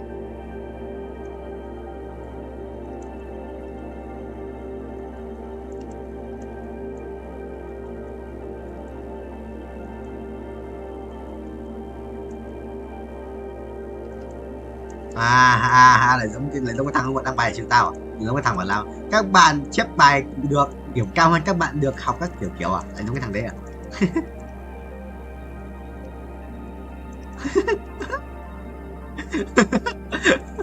Quỷ. Quỷ nó chịu đâu.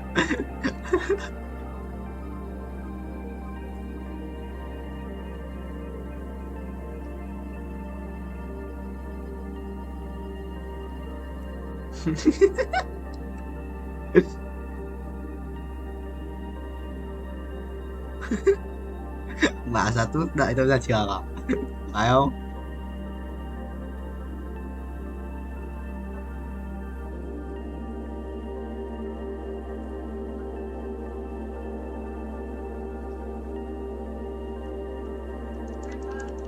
Mày phải theo dõi những người dùng phao chứ hả cái thằng ngu. À, mày phải theo dõi cái thằng không dùng phao chứ, cái thằng ngu này, mấy thằng dùng phao chắc gì là điểm cao. Mày phải học, phải hơn chúng nó chứ. Chắc cái đấy đồ bóng cay đéo gì, cái bọn đấy lại đéo gì. Chưa thằng bóng cay lên đăng bài bức xúc, mày thích bức xúc không? Cứ bức xúc rồi cút rồi. Vũ comment cho tao là bức xúc thì cút sang trường khác học. Bảo đấy.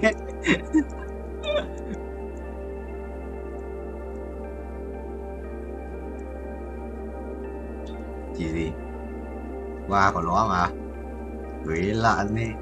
Nhờ cái môn cuối đã áp điểm lên à? Quân vũ à? Cái môn cuối tự luận đi đã áp điểm lên. Với về quân sự đổi tóc màu hồng học, tôi đổi tóc như boy phố ấy. Quân vũ. Người quân để tóc như boy phố ấy Vũ.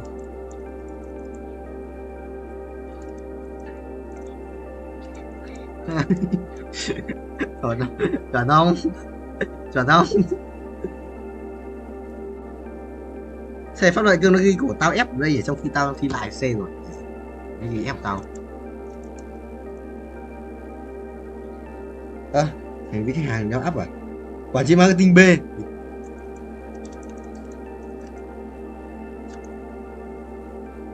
Út, 2 tỏi lời bay quá, thôi nhặt mũ ngồi nổi luôn chứ không. Lời bay quá. Làm chi? Mày làm gì? Nếu mà tầm 15 ngày 15 á. Ngày 15 mà là thứ hai à? Không được rồi.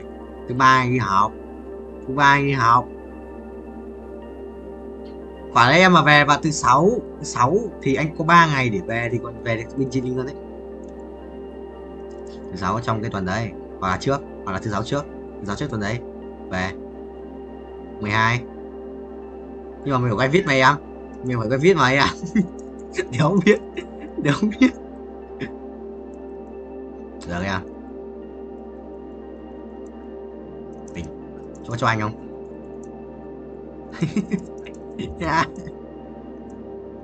Sang ấy cho cháu xin với.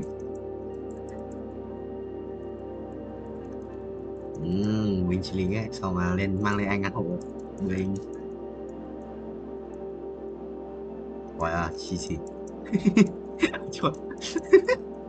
cho à, có phải lời nhắc nhở không? Biết rồi. Anh trơn thế. Gì anh cũng hay cho anh đồ ăn mà, gì cũng thế. Nhà anh lợn nhà gì anh hai củ 200 à? Nhà anh gì anh 200 à?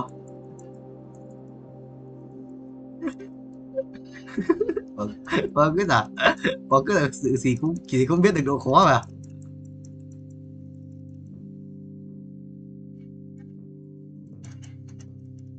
Chả thế. Không phải là hên mà là chắc chắn em ơi, không bao giờ là có thể là chắc chắn.